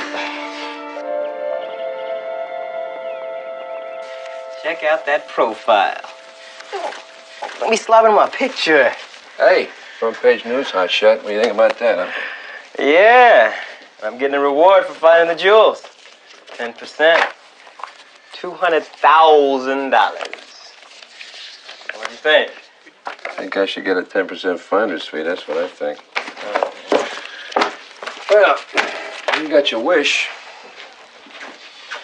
What are you gonna do now? Thought about it? I don't know.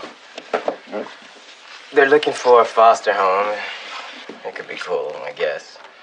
If the foster parents are wearing seat belts and helmets, I think they got a chance, yeah.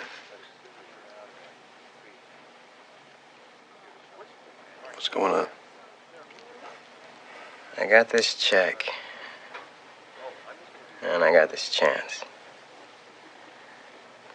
I don't want to screw it up. You can go a couple ways with that. You can keep scamming, you can hustle the streets, or you can build on what you have. Build on what? Talent. You can paint. You've just been painting the wrong side of the wall. Stop painting the outside and learn how to paint the inside, you follow me? What, go to an art school? Yeah. What if they don't take me in?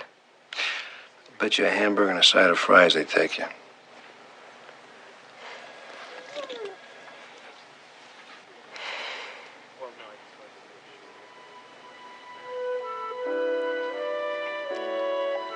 I don't have anyone.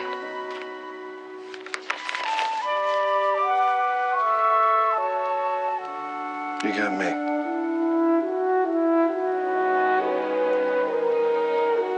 Let me do this thing right. Yeah. We'll give it a shot. Okay. Let's give it a shot.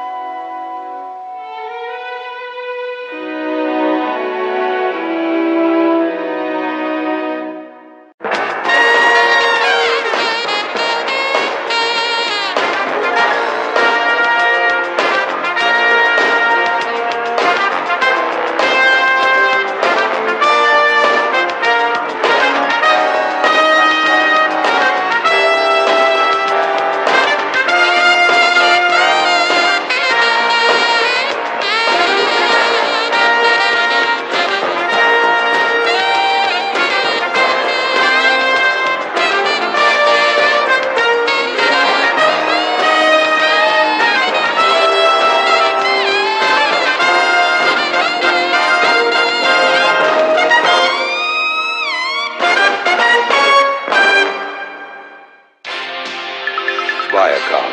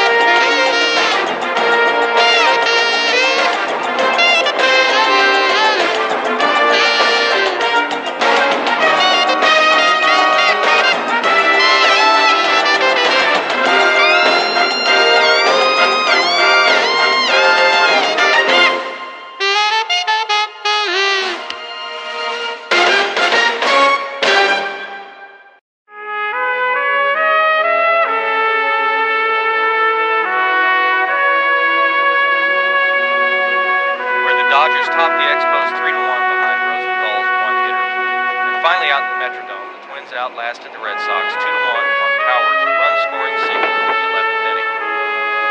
Turning now to Southland weather, the 3-day forecast is hot, hotter, and hottest, with no relief in sight from record-breaking temperatures. The high-pressure zone, which is bringing us all this misery, looks to be with us for at least another week. It's 4:05 right now, and the temperature at the Costa del Mar Civic Center stands at 88 humid degrees. And now we return to Johnny with more...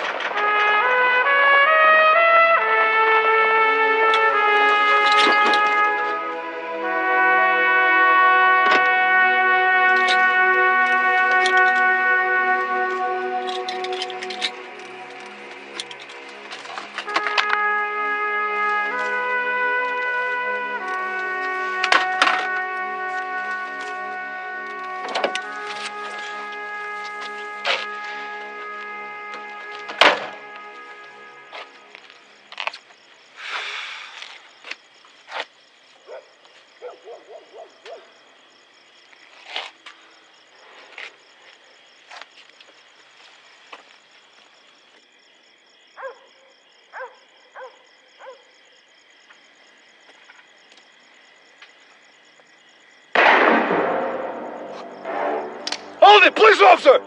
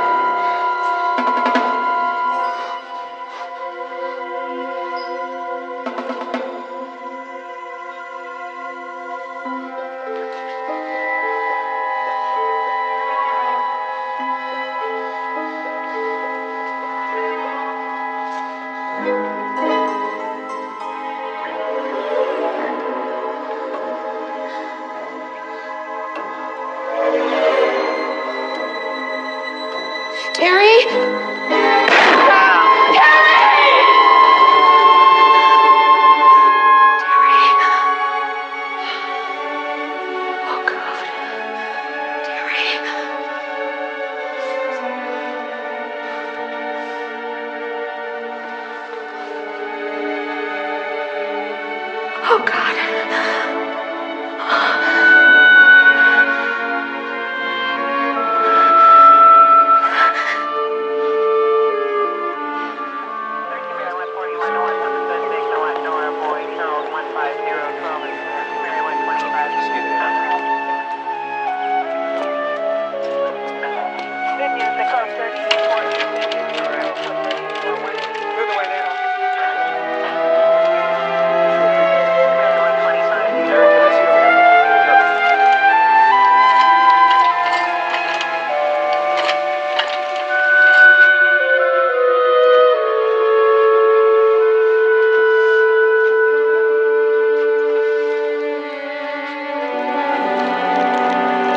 Hey, Jake. How you doing? I don't know. You want to tell me about it?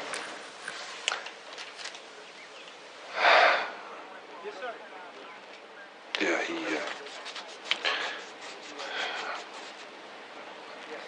it was dark, and he had a gun. I thought he did. Thought he had a gun. It was a TV remote control, Jake.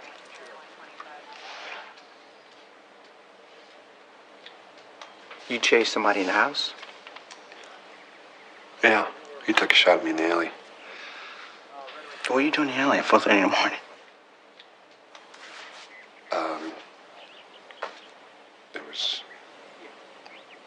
I was coming home from a 48-hour stakeout, and my car broke down, so I got out and started walking.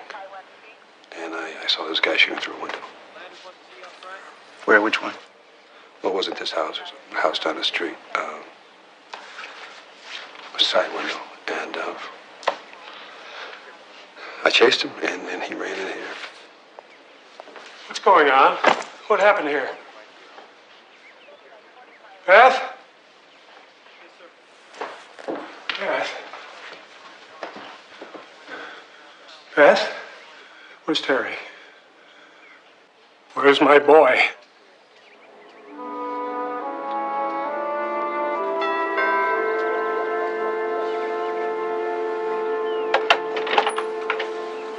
Yes?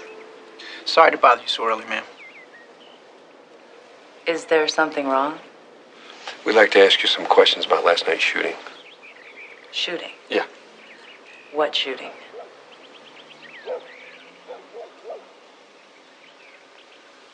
You live here alone, Mrs. Lorraine. Yes, I do. But it's Miss P.K. Lorraine. P.K., peace and karma. My mother and father were hippies. I don't understand this. that window was open last night? It was hot. Why's it closed now? It faces east, and the morning sun turns his room into an oven. What are you doing? He's looking for a bullet hole. What? Somebody fired a gun through that window about 4:30 this morning. I don't think so. I do. I saw him do it. You didn't hear any gunshot? No. You must be a pretty sound sleeper. That gun was about 10 feet away from you. Come on, cool it, Jake. I wasn't even in here. It was too hot to sleep last night. I was in the den, watching old movies on TV.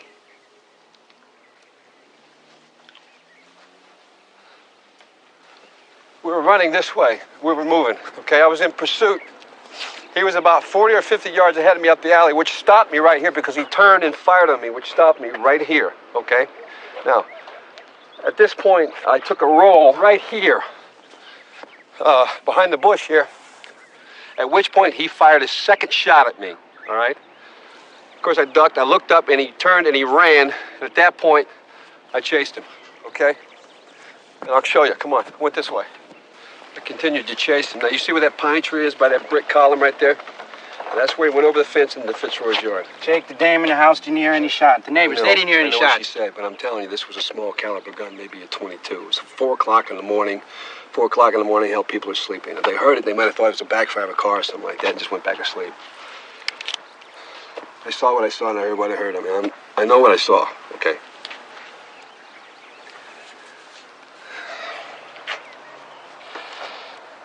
I gotta go, all right? Where you going? I'm gonna go home and take a shower and I'm gonna come back. I'm gonna check every inch of this alley. I'm gonna check the whole damn block. No, Jake. Come on, I gotta run a paraffin test on you before you wash the nitrate off your hands. You know that. What are you telling me? Come on, Jake, I hate this.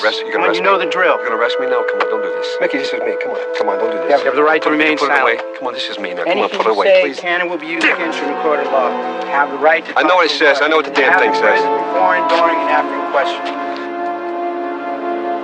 Look like crap, Styles. Red eyes, black circles. You look like a damn bullseye. You're gonna answer your question. Ask your questions or I'm leaving, okay? You go nowhere till I say you do. See, I'm internal affairs, cowboy. I own the pink slip. Well, you know what? Shove your pink slip. Oh, stop. Stick it, all right? Both of you. Sergeant Capshaw seems a little out of sorts, Styles. There's something wrong here, Neely? Yeah. I'd like to know why a 14-year-old boy was shot dead by a cop.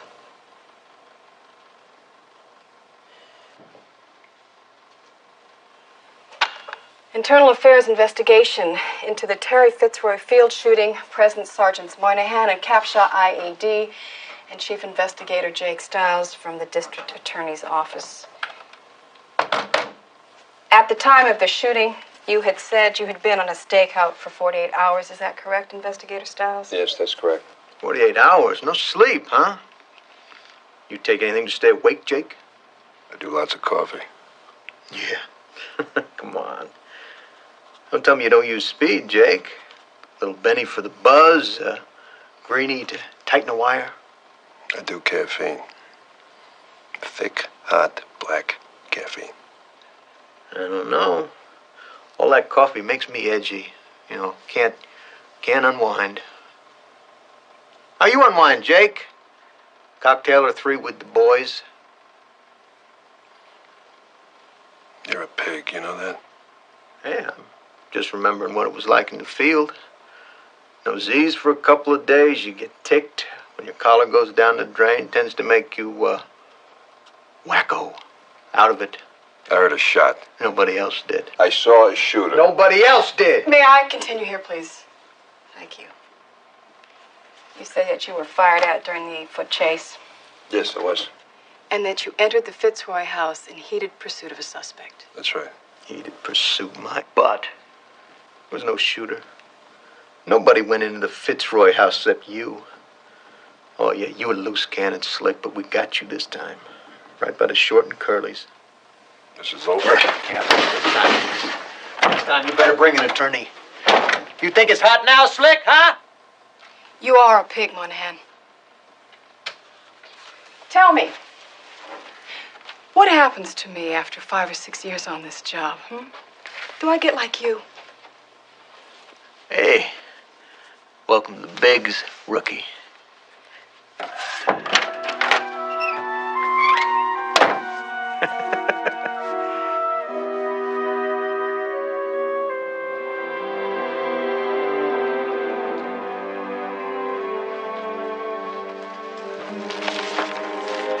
You okay?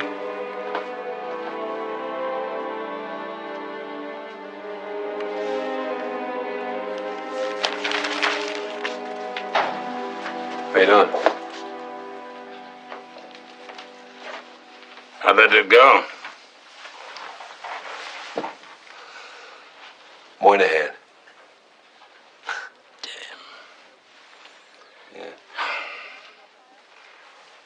Jake, I'm gonna put you on administrative leave until the investigation is over.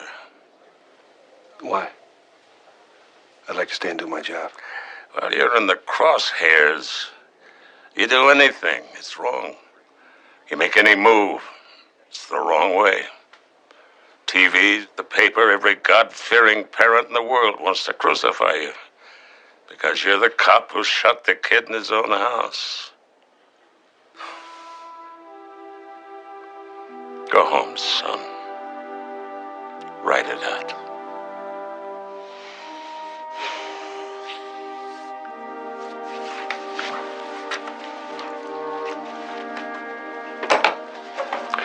You might need these.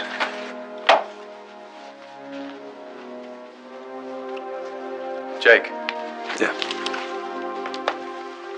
You want some company? No, I'm okay, thanks.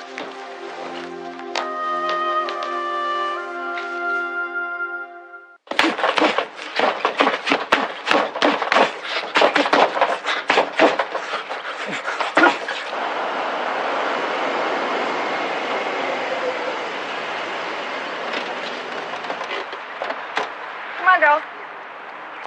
Let's go. Sweetie. Okay. Now listen. I want two of you to take one side of the street, okay, that way. And then you two go and you take the other side of the street, all right? Now, promise me you're gonna stick with your buddies, okay? And I want you to meet me at the end of the block in half an hour, okay? All right? Good luck, kids. Smile too, all right?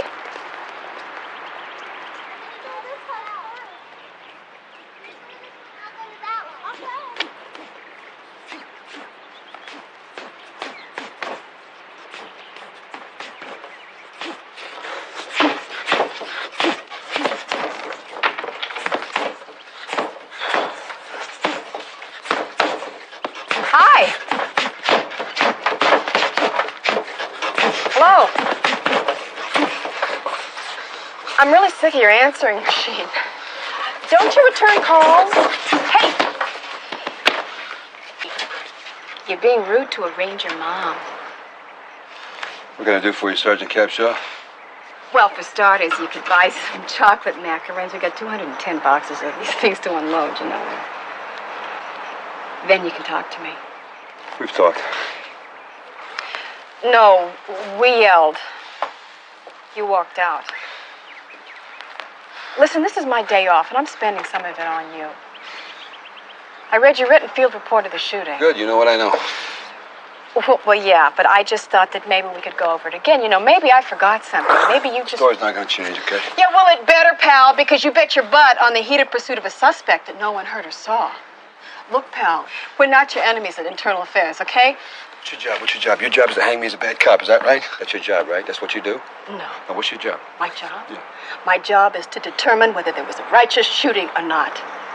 And as it stands, you're making it very easy. People like you and Moynihan, you play God. You decide who's good and you decide who's bad. And you never, ever get shot at. Lady, your job is easy. Your job stinks. I don't know how you do it. Hey, cop, tough guy. People like me and Moynihan. Well, sometimes we don't have too many choices. Moynihan, maybe he got his leg shot up so badly in a double cross he just can't keep up with you young studs anymore. And me? Maybe the best way I can be a cop and not make my kid an orphan is to be an IA. But damn you to hell, mister, if you think either one of us is gonna let a bad cop blow away an innocent kid without a fight. Got it?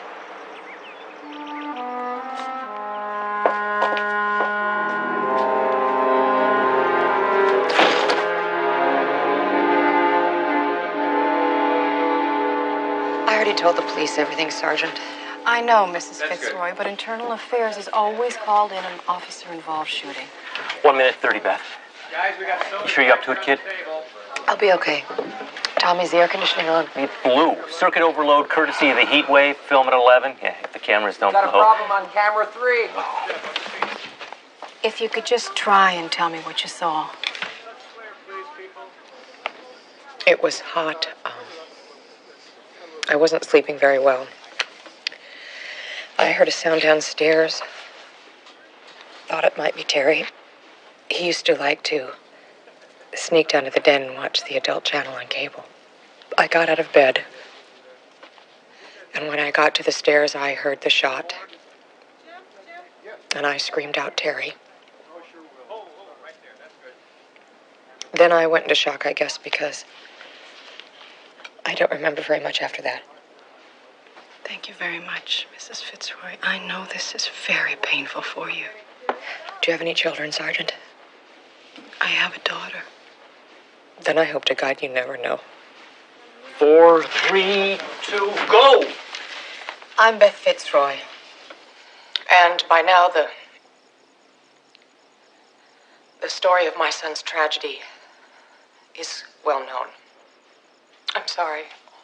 The words that I wrote don't say how I feel. Today, when I woke up, I realized that I was this TV anchor woman, and I lived in a nice house, and I had a lot of good friends. And then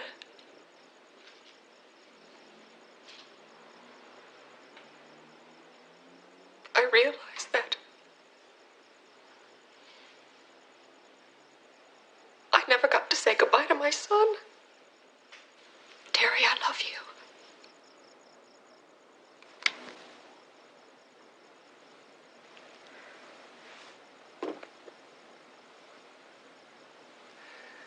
Have you gotten any sleep? No, not much. Jake, you know there's a psychiatrist in the department. I mean, you could talk it through. No, I don't want to do that. Talk it out. No. Well, it's going to take some time, Jake. But you'll heal. You'll make it back. There's going to be another dark room. A gun pointed at me. I see the shooter's face, and he's a 14-year-old kid.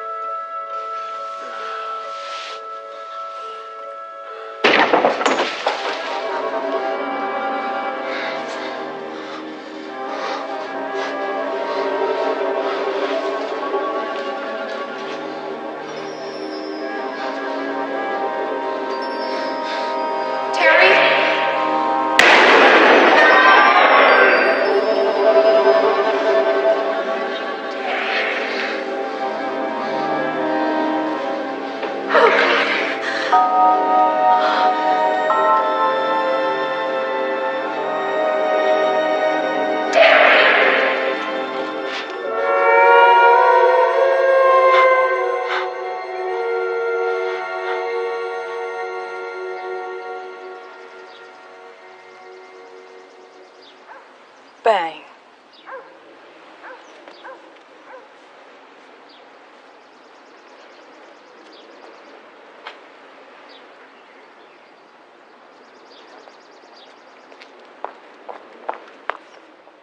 Figure runs. There's Jake. First shot. He rolls. Second shot. Second shot.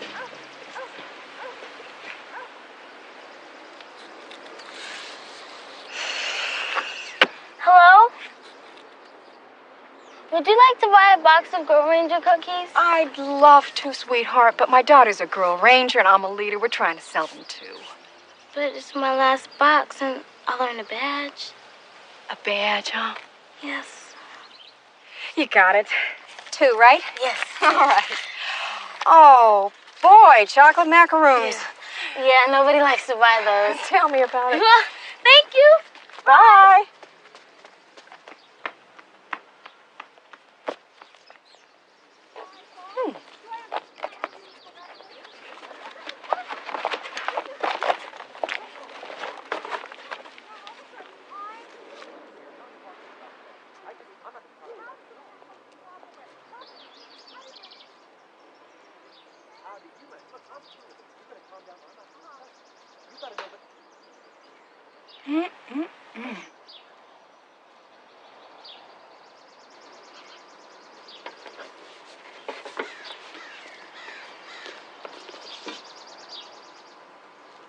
Excuse me.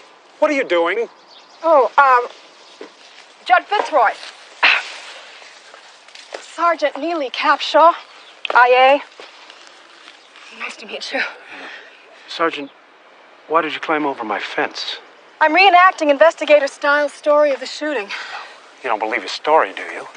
Well, I'm just checking the possibilities. You know, it's my job. I'm sorry about your son. I'm sure it's been very hard on you. Well, can I do anything to help you, Sergeant? Yeah, let's get out of this heat. Sure, here, I'll get us some shade. This heat is awful, Whew. isn't it? Tell me, I've been keeping my underwear in the fridge. Oh, this hot here must have been an oven in Palm Springs.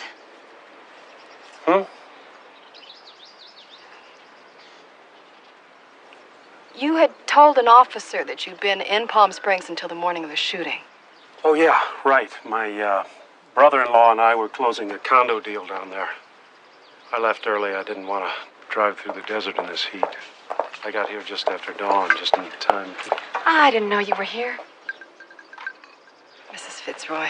She's tracing the path that Stiles claims the intruder took. Really? Do you honestly think that he chased someone into our house?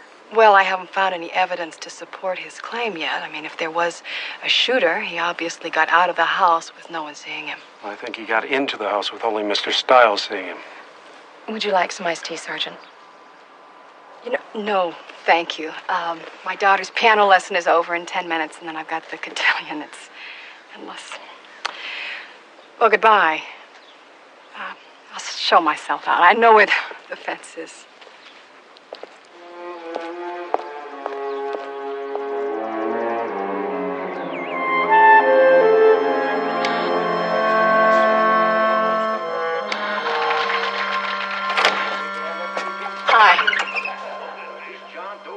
I don't want you in my house. Oh, I know. I don't care. Listen, I walked it. Cookie? No. Would you get out of here, please? The whole deal. I started outside the window at P.K. Lorraine's house. Peace and karma. God, I must be a boring mother. I just named my kid Sarah. Where are your glasses? I don't want your company, okay? I want you out.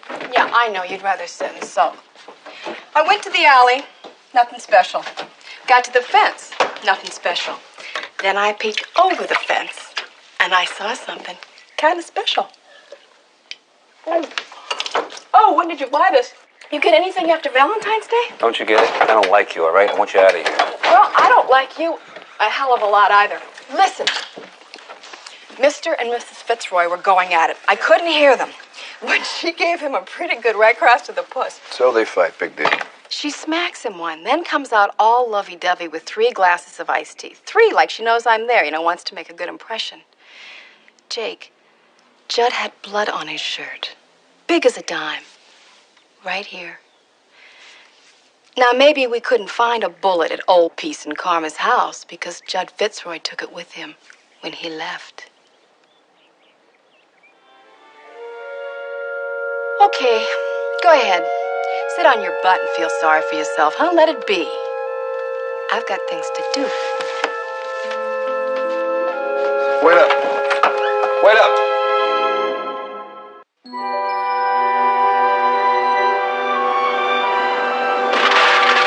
Hang on. I'm sorry. It's recycling day at school. Won't take 5 minutes. Look, I checked all the hospitals and emergency rooms. Nobody reported a gunshot wound that night. Yeah. Judd Fitzroy's brother-in-law is a Beverly Hills plastic surgeon. You're saying he took it out then? Well, I figure if you can put on a new nose or new boobs, you can take out a bullet easy enough. Admit it, I'm pretty cool. Yeah, I think so, too. We can drop these off later. Hang on again.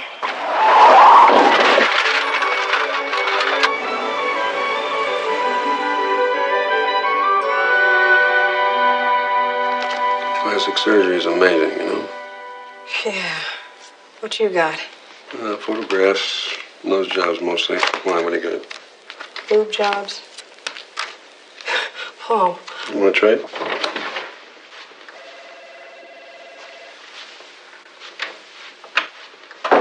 I'm sorry. I just got out of surgery. The nurse says that you're from the police. Yes. Well, actually, Sergeant Capshaw is. I'm with the district attorney's office. I'm Jake Stiles. You're the one who... Yes. I don't want to talk to you. Then try me, Dr. Morris. You told police that you were in Palm Springs with Judd Fitzroy the night of the shooting. I was. We were closing a condominium deal. Your office building has a 24-hour security system. As a matter of fact, you have cameras at every entrance. I'd like you to watch something if you would, please.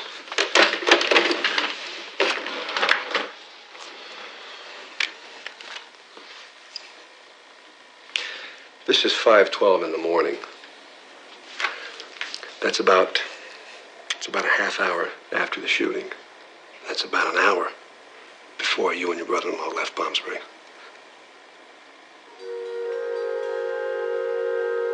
Do you know who these two gentlemen are? Do you know?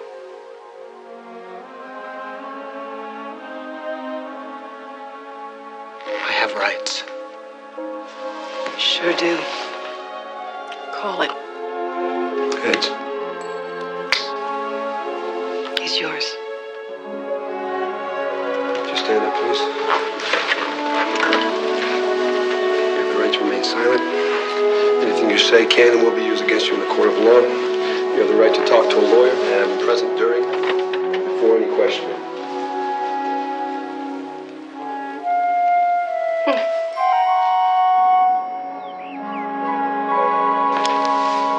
Thanks, sir.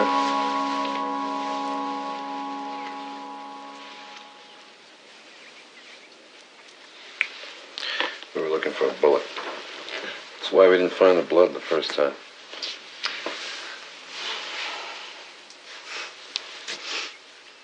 I was 12 or 13. And I was riding my bike. And I fell and I cut my hand. I remember holding old teddy bear all night. What's your blood type, PK? Oh, positive. I bet the blood type on the bear is B negative, and I bet it's Judd Fitzroy's, and it's been there less than 48 hours. Am I right? You're in it deep, PK. Last chance for a rope.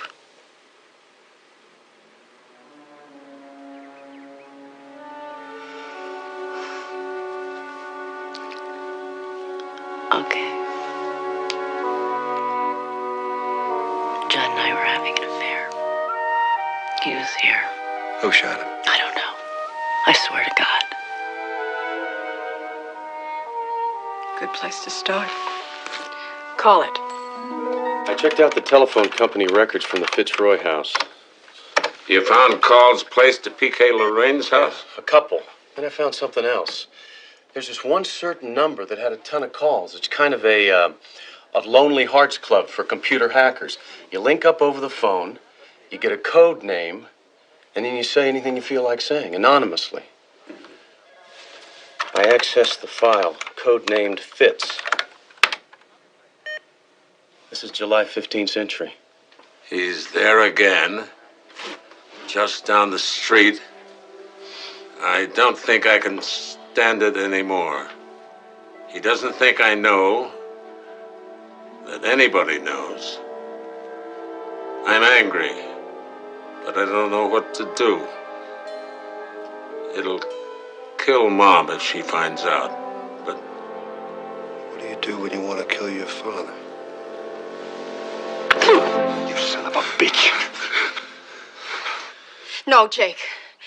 That's enough.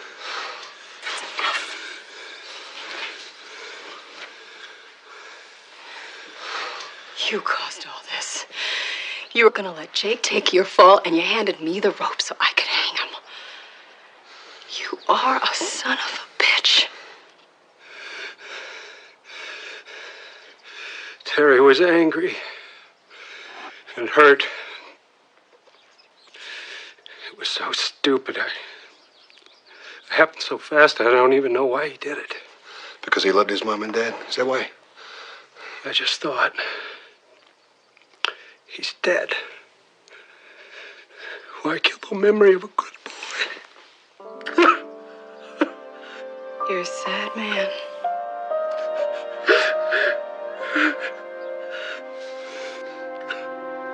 You want to flip for him? No, I don't. He's not going anywhere.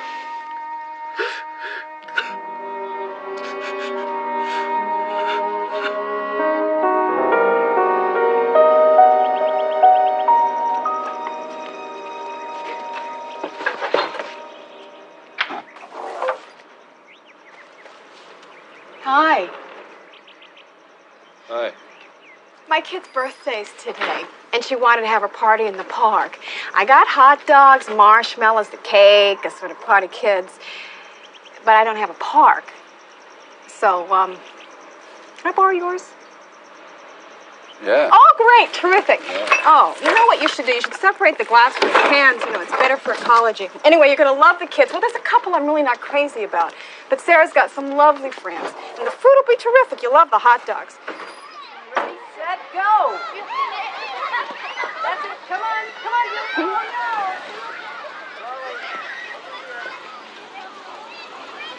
So, you want to clown around?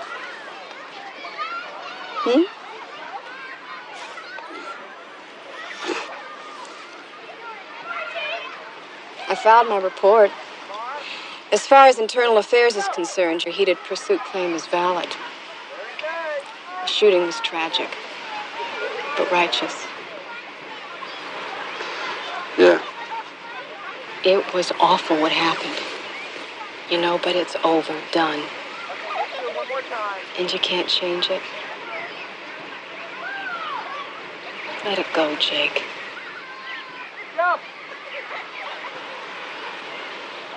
I can't. Can't sleep. Can't stop thinking about it. Can't stop seeing it over and over and over and over again. I see the stairs. I hear Beth Fitzroy scream out, "Terry." Terry? And I see the kid coming out of the den.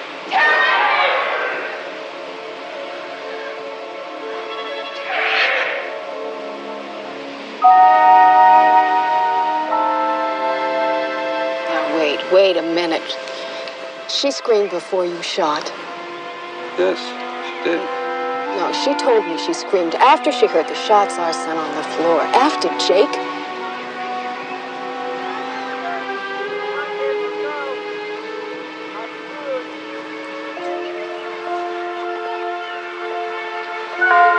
She was warning us, son.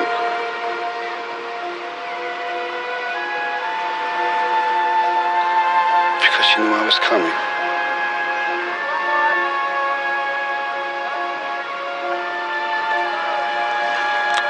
She knew. She knew because she was the shooter.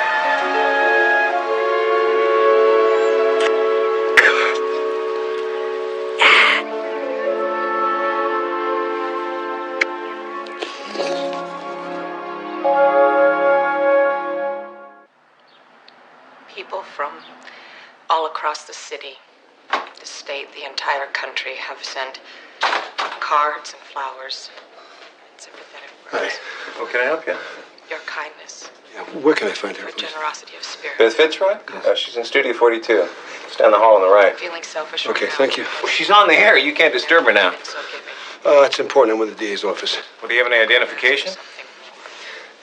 I don't have any. You're gonna have to trust me, okay? I'm going to ask. What? There's a guy in a blue shirt heading toward 42.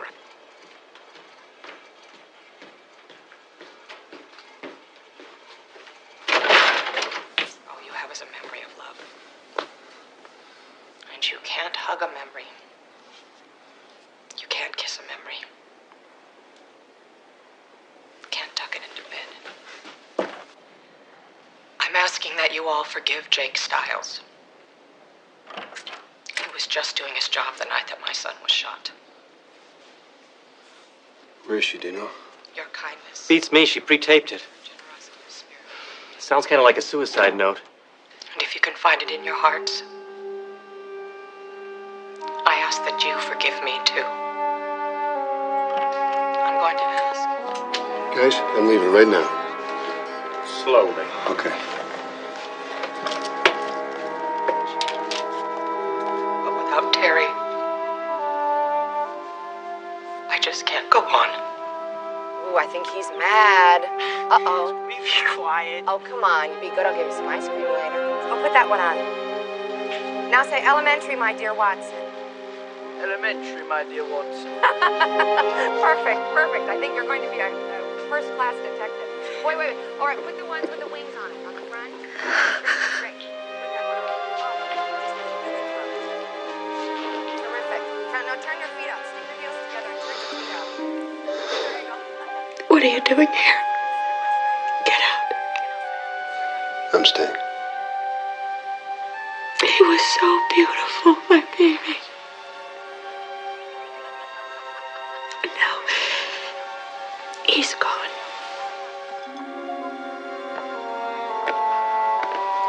Don't do this. Please don't do this. I tried to warn him that you were in the house.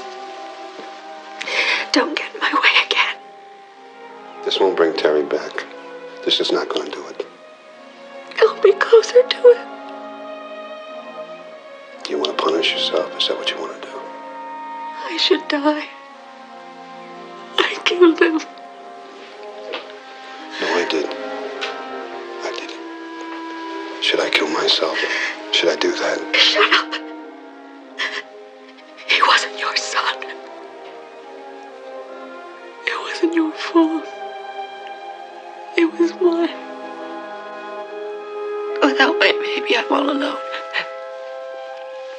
You can't fix that. No one can. You're not alone. Your husband needs you very much.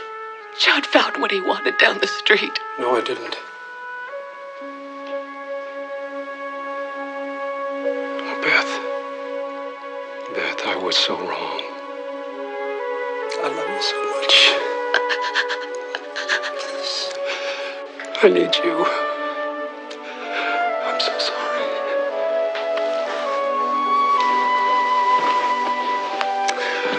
Oh, God, baby, what's happened to us?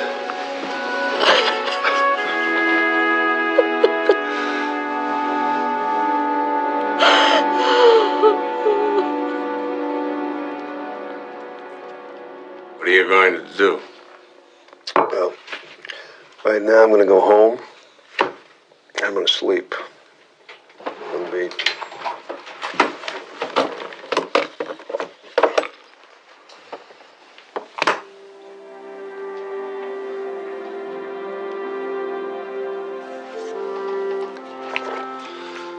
You want me to file charges against the Fitzroys?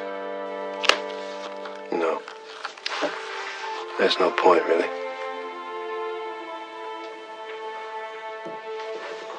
Good night. Good night, Jake. Oh, I'll see you first thing in the morning. Huh? Yeah, I might be a little late. I've got something I have to do first. See you.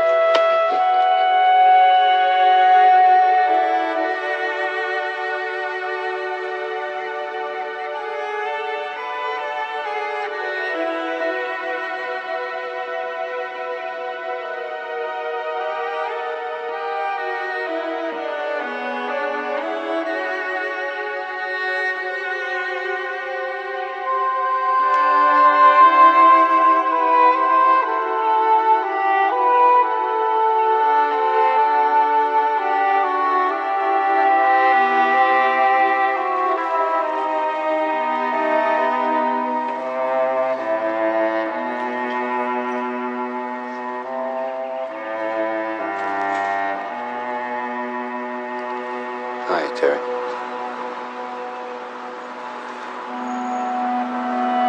My name is Jake Stiles. You don't know me,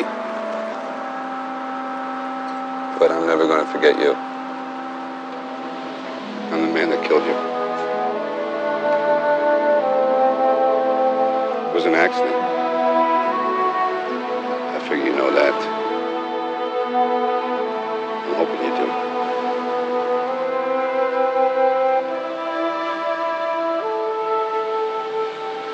I just wanted to tell you I'm very sorry.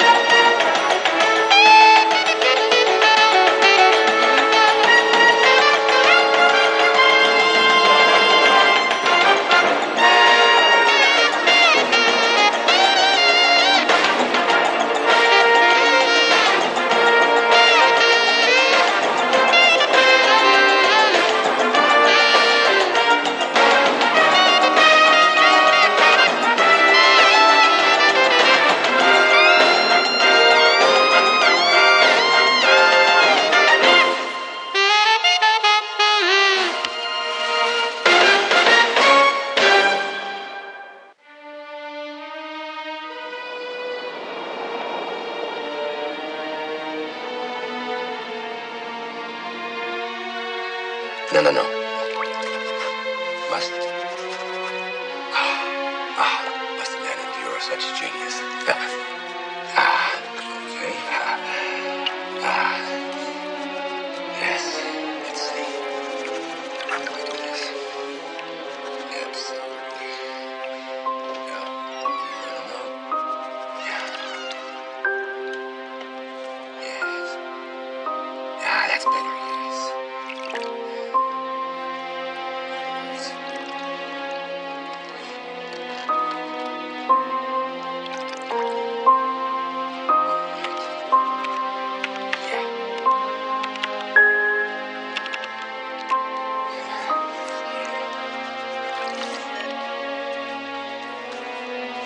Okay.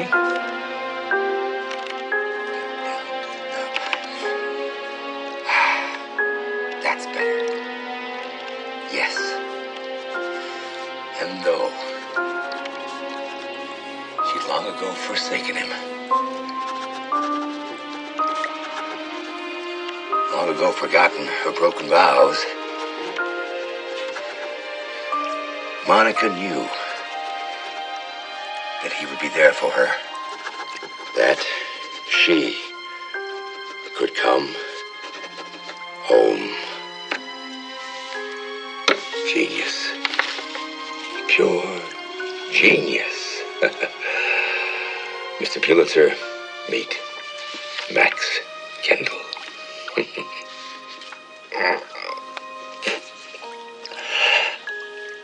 Oh.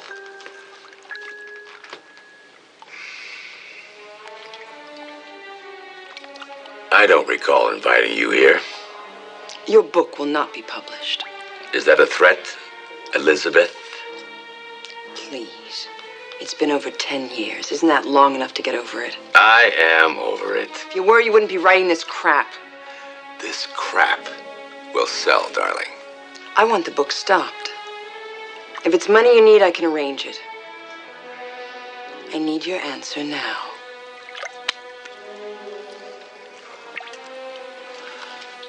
Please, just leave me alone.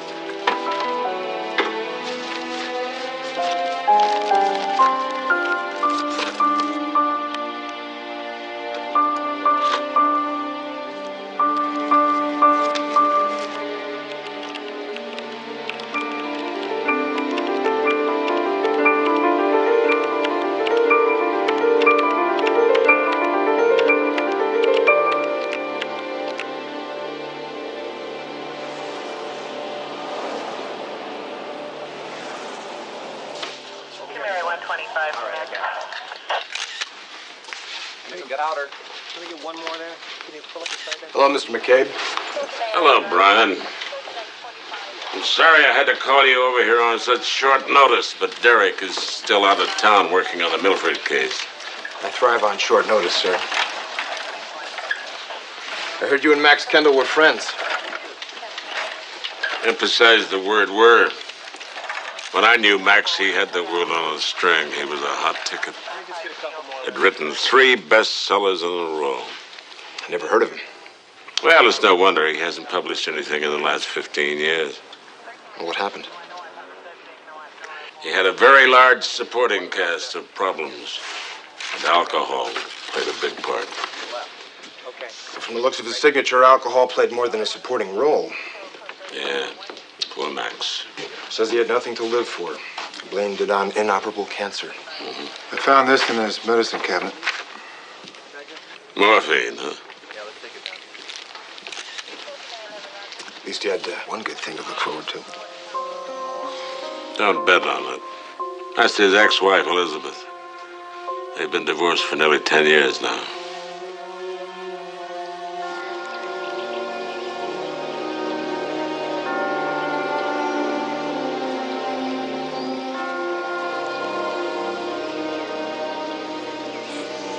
Glad some of us remembered. Excuse me. Never forget the times you came over to play poker. Max was never so happy. Probably because of the many times I left with an empty wallet, huh? He didn't keep a lot of his old friends. I'm sorry I lost touch.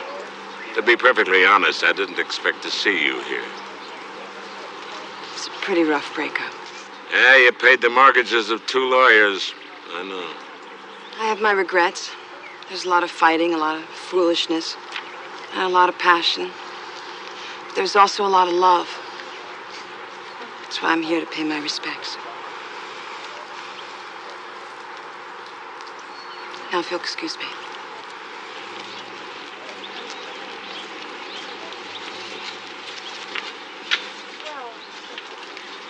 Tough times, Stein.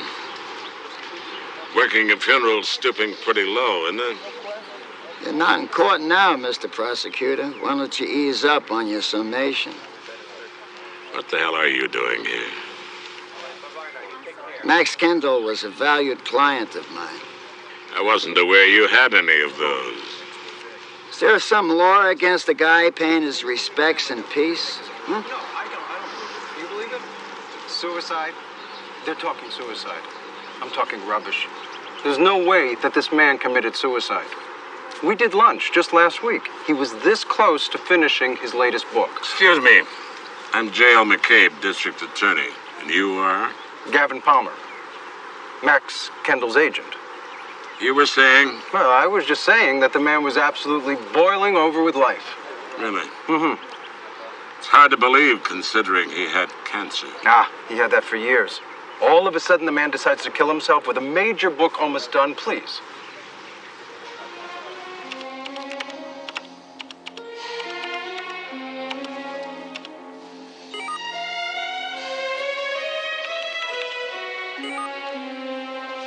Nothing.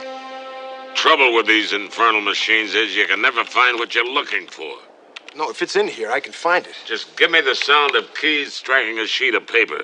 Give me something I can put my hands on, not like this. What do you call it? Hard drive, Mr. McCabe. Yeah, hard drive. Progress, huh?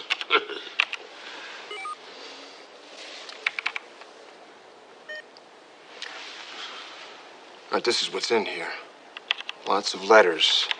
16 alone to the Internal Revenue Service. Damn vipers.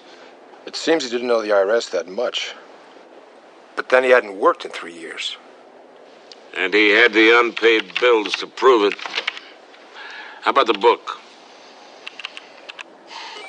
Nothing yet. I'm sorry, Mr. McCabe, but there's no book of any kind in this baby.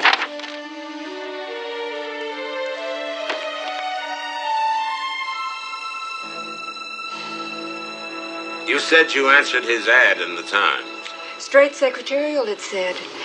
But he was different than the others. Different? He'd pace madly about, dictating this beautiful prose. And when he got stuck, he'd refuel with the drink. Sometimes maybe two. Man was a genius. And you typed his dictation right into the computer?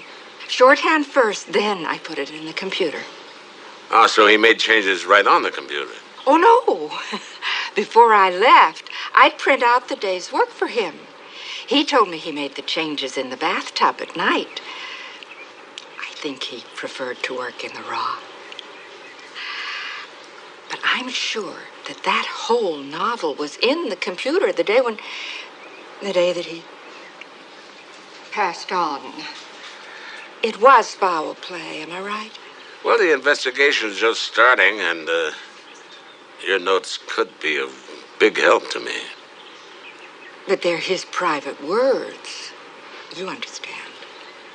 Yes.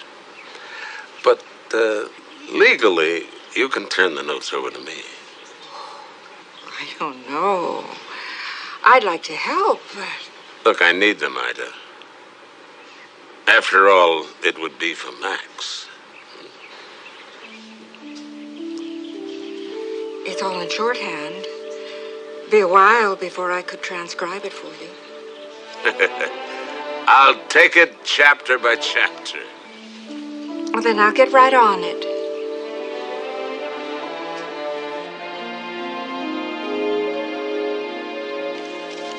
This came from Ida Louise. Would you like me to order some dinner for you before I leave? No. Sure? Yes. Well, you know you're going to be hungry later, and then you're going to be in such a grumpy mood. I'm getting grumpy now. I'll order you up a steak with French fries.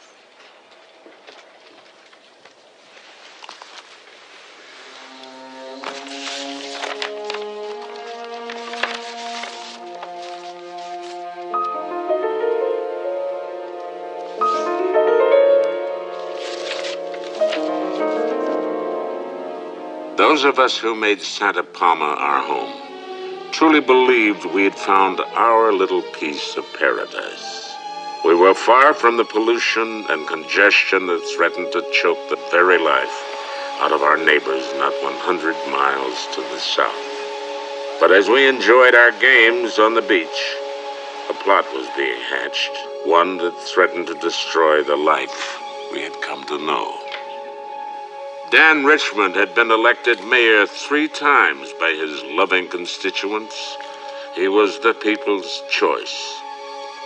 Problem was, he was involved with some not very choice people. Enter Monica Florin. She was selfish and self-centered. She smiled easily, too easily. People had no value to her except for what they could do for her. And Dan Richmond found himself in all too human a position of wanting to be persuaded.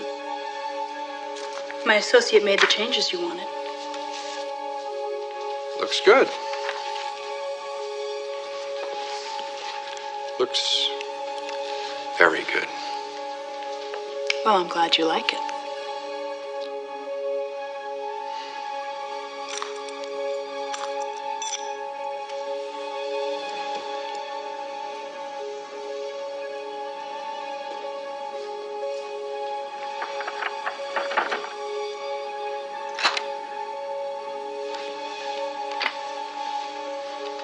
I can't be disturbed. I'm in conference.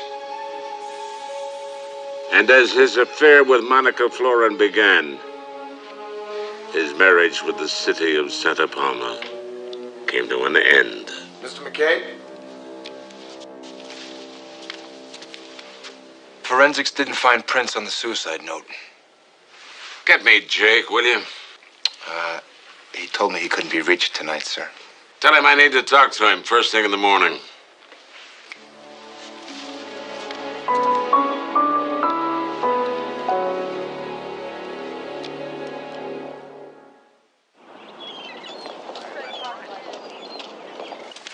Hey, good morning. Yeah. I see one of us didn't have a good night. Did you read the forensics report? Yes, sir, I did, cover to cover. Now, there's something wrong here. I don't believe Max Kendall was a suicide. Maybe I didn't read the same report you did. His agent said he was working on a hot book, an expose. His agent is suddenly out 15%. Well, it doesn't explain the book's disappearance from the computer. Well, computers have a nasty habit of crashing. You know, that kind of coincidence bothers me enough to suspect that there could be a killer loose. I know he was a friend of yours, but the guy did have a brain tumor. He puts a bag over his head to commit suicide? Come on, that's dumb. His prints were all over the bag. And missing from the note. Well, this happened in situations like these. I know it, but I don't buy it. Not here. All right. I'm with you. What do you want me to do?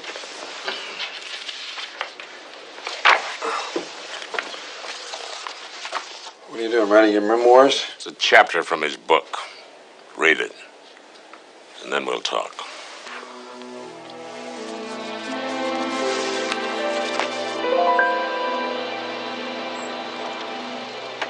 I fought for Max. Long before he was a somebody. Stuck by him, too. Even though he hadn't made a nickel for me in years. He could have been a heavyweight.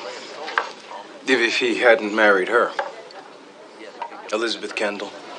Queen of mean. So she was years ago. Please. Her career always came first.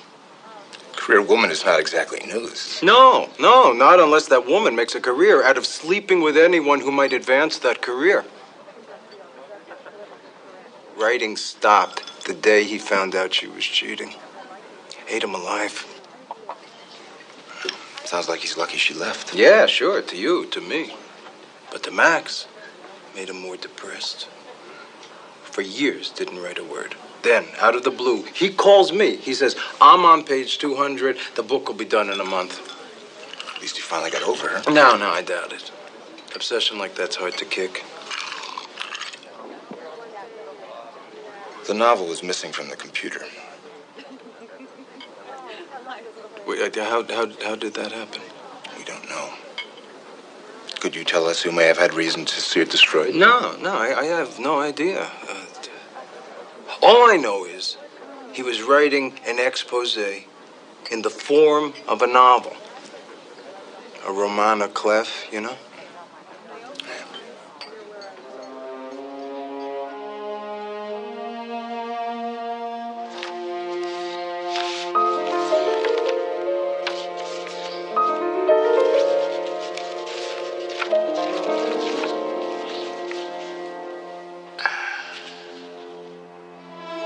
It was one of those beach houses made for watching sunsets.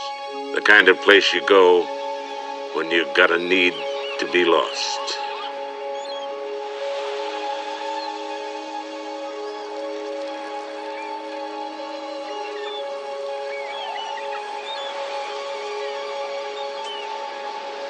And Dan Richmond was lost, trapped in the web in which Monica had enshrouded him.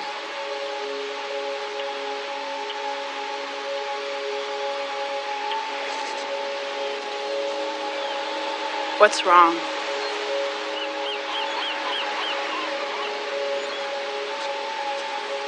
People are talking. About us? And I thought we'd been so very discreet. Not about us. I'm talking about the beachfront. Who? Councilman Rose. He threatened to take me to federal court to block the condemnation. On what grounds? That it's against the public interest. Here you go, J.L. Everything you asked for.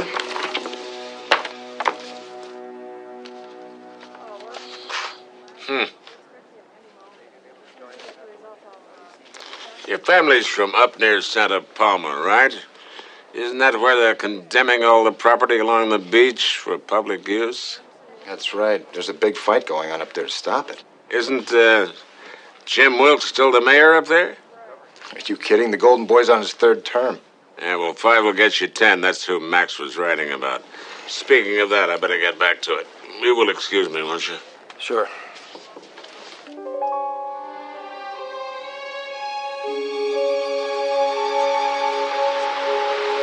Councilman Rose says we can't afford it. Of course you can't afford it. But that's not the point. The point is convincing people that you can. And then what? And then we proceed with the plans. Unforeseen expenditures, decreased revenues, all impossible to predict, and therefore making the development impossible. Just like that? Just like that. And then you sell the land to my clients, and everyone profits very handsomely. I don't know. That sounds risky. Of course it's risky, darling. But worth having, isn't it?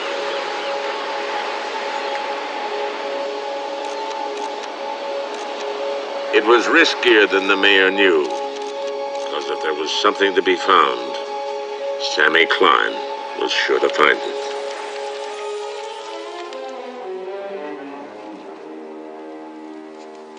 Stein?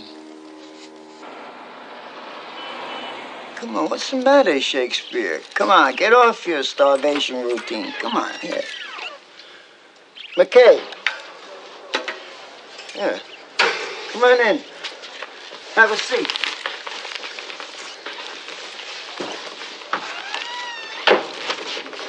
I'll get you some coffee or something like that. I'm not here for coffee, Stein.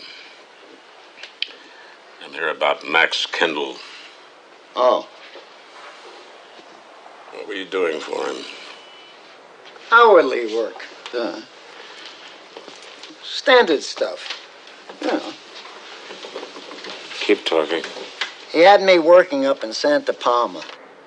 He was real keen on that beach development stuff. Did Max mention the mayor, Wilkes? His name came up.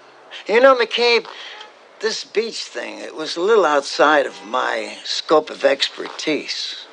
No husbands cheating on wives and vice versa, huh? Exactly. Which is why I thought it was going to be interesting, you know? Expanding my horizons and all. Well, what the hell did you find? Found absolutely nothing. Yeah, Max wanted me to keep on poking around, but I couldn't take his money. Of course not. Hey, I knew Max Kendall since he was a beat reporter. I considered him a friend. So you knew Elizabeth? By reputation, everyone did. I take it you followed her and Wilkes too, huh? Elizabeth and the mayor? Really? Don't play stupid with me, Stein. You're stonewalling me, Stein. Are you going to tell me any of what you know? I'll tell you this much, McCabe. You're very good at what you do, Mr. Prosecutor. So stay on it. Now beat it.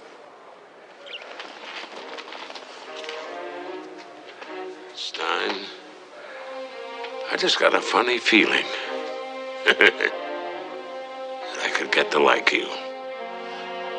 Feeling is mutual.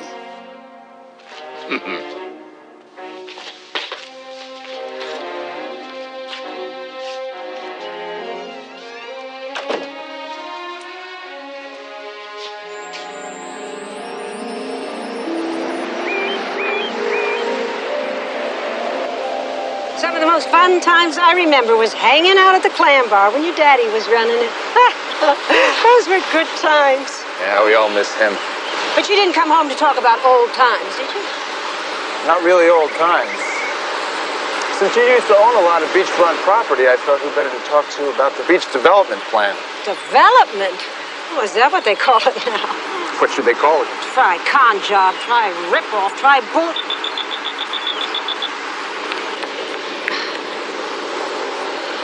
I'm impressed by the civic-mindedness of some people. The city can't afford to develop a beach for the people, especially not in these times. And the budget. Did you see it? They'll go broke. Mayor Wilkes seems to think it's a pretty good idea. Mayor Wilkes is a politician and not a very brilliant one at that. You think he's lying? That I don't know. But I do know that if this plan fails, as I think it will, what's going to happen to this beach?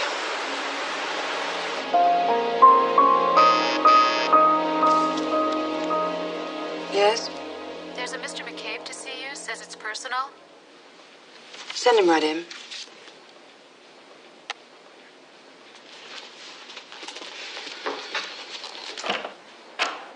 Hello. Hello, JL. What a pleasant surprise. Thank you. Come in. Thank you.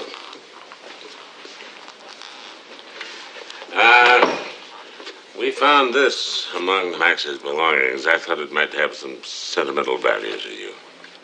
Ah, yes, our second anniversary. We had a fight. I threw it at him. Thank you. But wouldn't the mail have been a lot easier for you? Rule number 1, never trust the mail, not with something irreplaceable like that. Please. Thank you.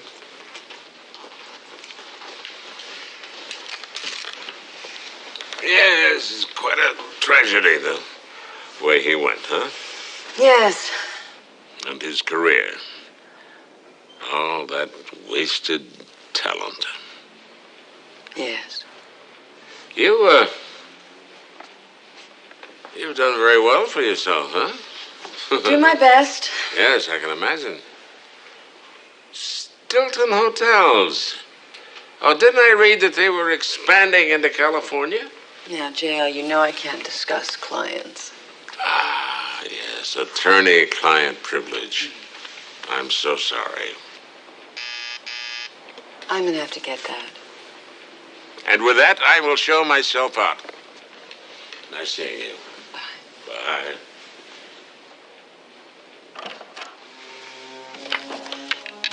Yes?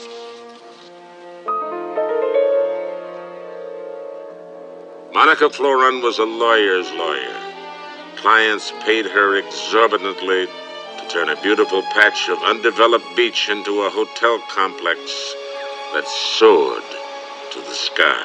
What are you so afraid of, for God's sake? This investigator, Klein, he's asking too many questions. They have to know. Who knows? My enemies. The ones with the petitions. Trust me, everything is taken care of. I can't go through with it. It'll be the end of me. If you don't go through with it, it'll be the end of us. You can't mean that. Monica, I love you. You can't blackmail me with that. Choice is yours, Dan.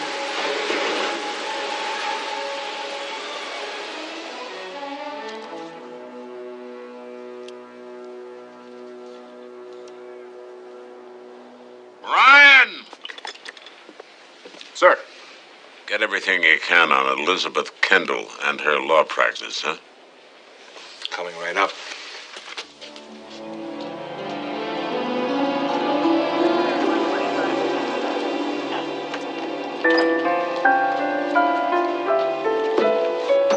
You have a hell of a lot of nerve.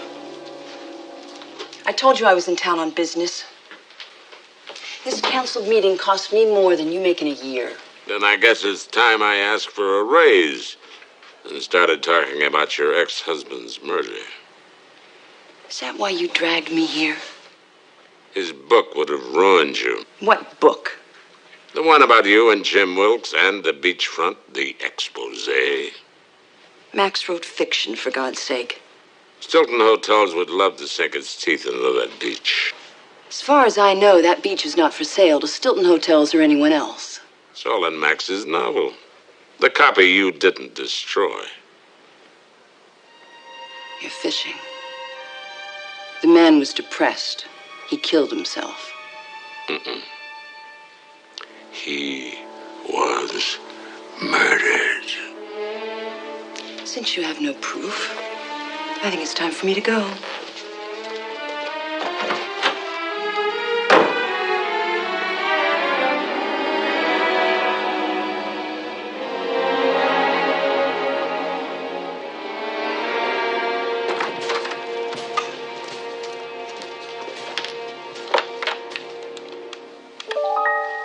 Hello, Elizabeth. Who are you? What are you doing here? My name is Marty Stein. I think you should put that phone down so you and I could talk.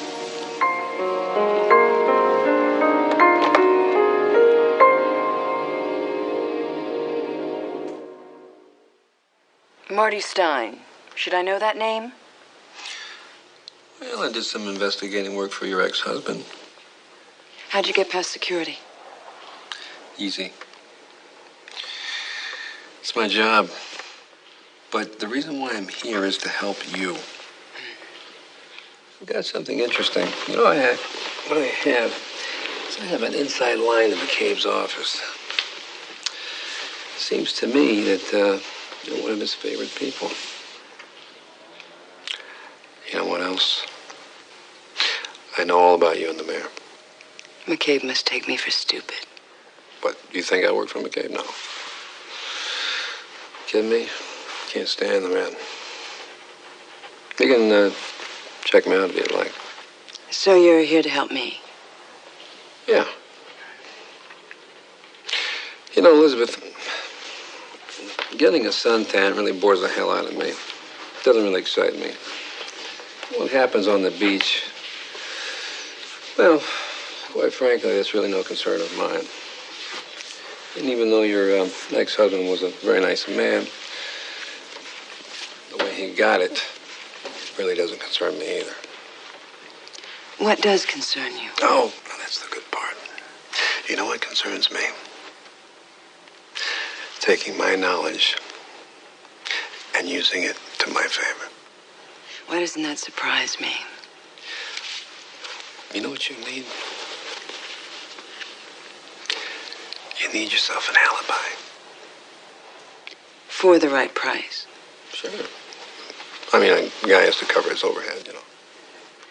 An interesting proposal, Mr. Stein. Yeah, I thought you'd think so. But I don't need an alibi. Because I've done nothing wrong. Well,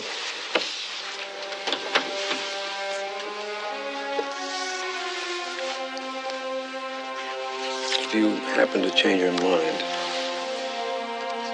call me. I think you know your way out. Yeah.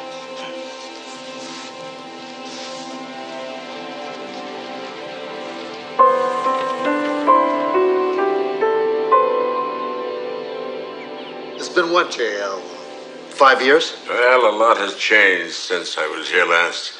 I understand that you're developing the beach, even. It's going to be great for this town. Really? You know, the word is that you can't afford it. Of course we can afford it. We wouldn't be doing it otherwise. I understand Stilton Hotels is planning to build on the beach. Who told you that? I have my sources. Well, your sources are mistaken. The beach is the public's domain. I also know about you and Elizabeth Kendall, and about Max's book. What are you saying, J.L.? I think you know what I'm saying. Max Kendall's book would blast you right out of the water. And that someone in your shoes might do anything to make sure that it wasn't published. Are you implying that I had something to do with his death? Those are your words, not mine.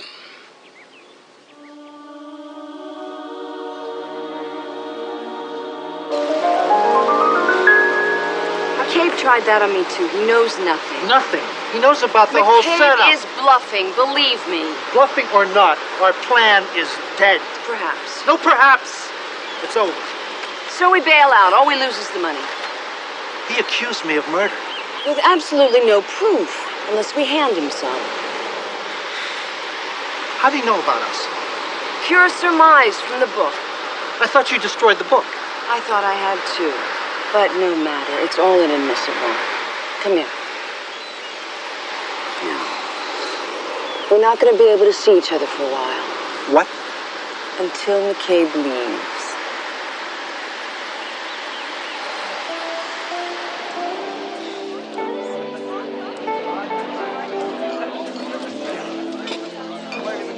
Great party, Mayor. What did Mr. Thank you so much for coming.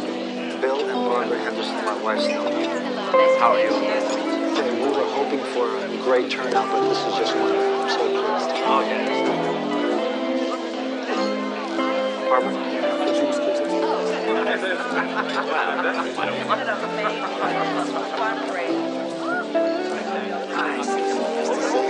Nice to meet you.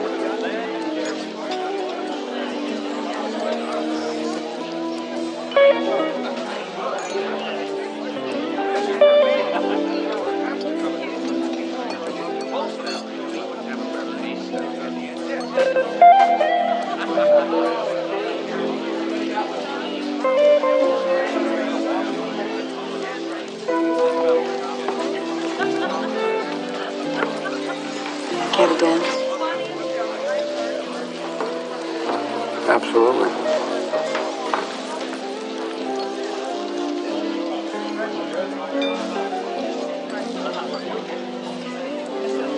I heard you've been checking up on me. Well, a girl can't be too careful these days. Are you convinced? Of who you say you are, yeah. But I wonder what you're doing here. I'm working. You want to know more? You know, these fundraisers can be such a bore. I know exactly what you're talking about. Let's get out of here for a little bit. Where are you?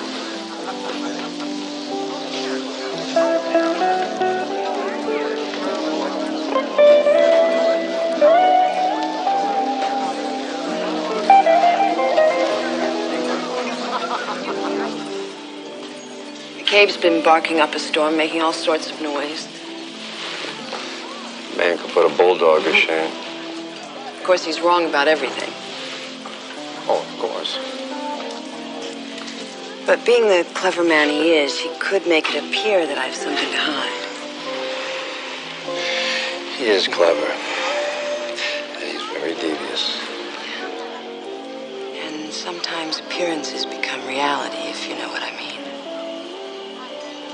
I know exactly what you mean. So, purely as a precaution, I thought I might take you up on your offer. And, we're gonna have to discuss what I can offer you in return. I'll bring you my laundry list in the morning.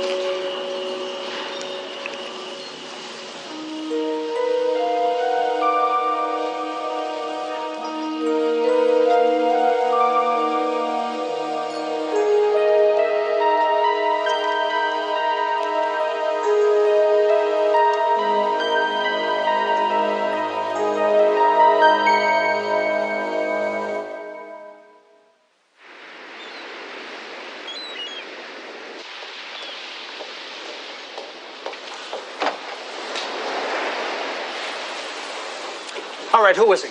Who is who? The man. The extremely handsome man you were hanging all over last night. Oh, him. Don't give me oh him, Elizabeth. I saw that look. Are you jealous? You still haven't answered my question. You are jealous. Elizabeth, I am tired of your games. I am tired. I'm really hurt that you could ask me these questions after all we've been through. I'd still like to know who he is. A new client. Does this new client have a name? I can't reveal it. Not yet. But I can say that he's considering moving his biotech company to our sunny shores. So what was he doing at my fundraiser? We had dinner plans. I told him to meet me. You know, he's very interested in moving his company here. Really? Really. Wow. This calls for an immediate celebration. You little devil. Straight from hell. But since I'm late for 3 meetings, we're going to have to celebrate later, okay?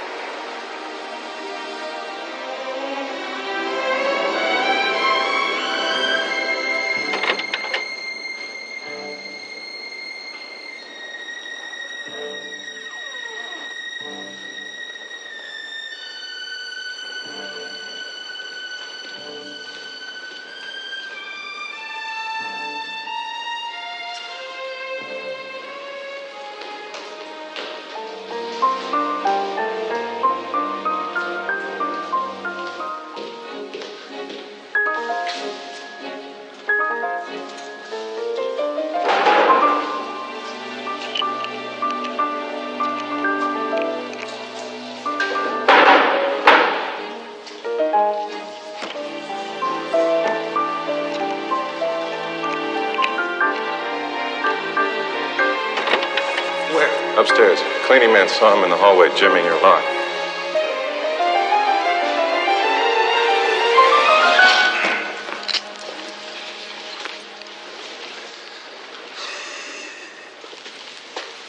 Who is he? His name is Marty Stein. He's got a PI license. We checked it. It's the real deal. What was he after?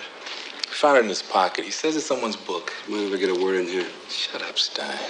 I'm working for the state. I'm on special assignment. I told you that. Yeah, right.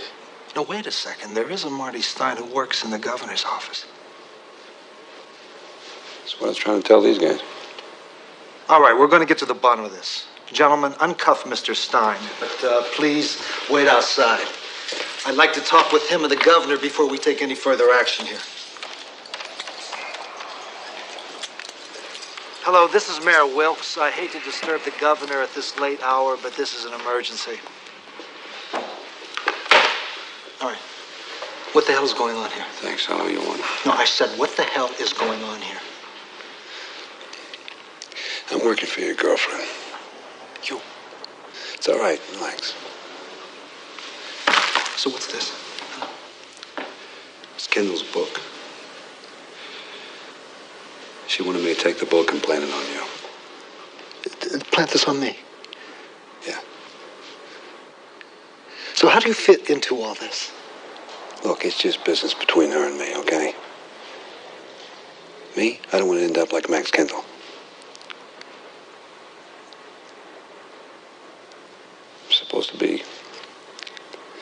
I'm supposed to be her alibi. What alibi? For the night of the murder. Mary, you're being framed. You're being framed for the murder of Max Kendall. Your girlfriend, she plays to win. So does J.L. McCabe.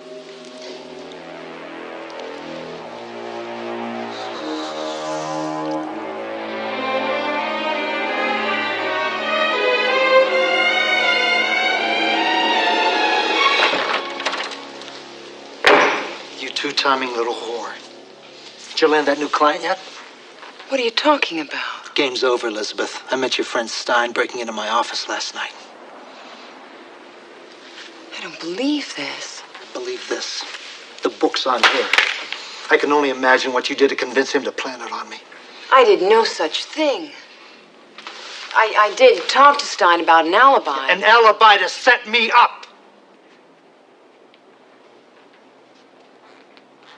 Don't you see? We're being set up. Stein is working for McCabe. They're trying to drive a wedge between us. Darling, if we just stick together and keep quiet, everything will be fine, I promise. You know, I loved you, Elizabeth. I probably still do. And if you hadn't killed him, we could have had it all. I had to kill him. The book would have ruined us. Murder was not in the plan. I never agreed to that. Like it or not, you're an accomplice. You're stuck with me. Elizabeth Kendall, you're under arrest for the murder of Max Kendall.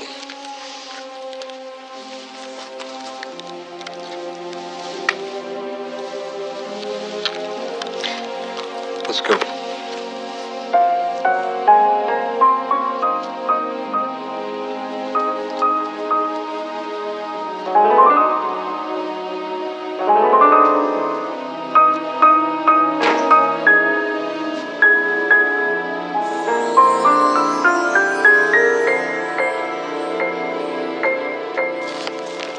Hey, Jake. Yeah? I sent Kendall's manuscript to a publisher I know. Guess what? He liked it. It's going to be coming out on the stands in 2 months.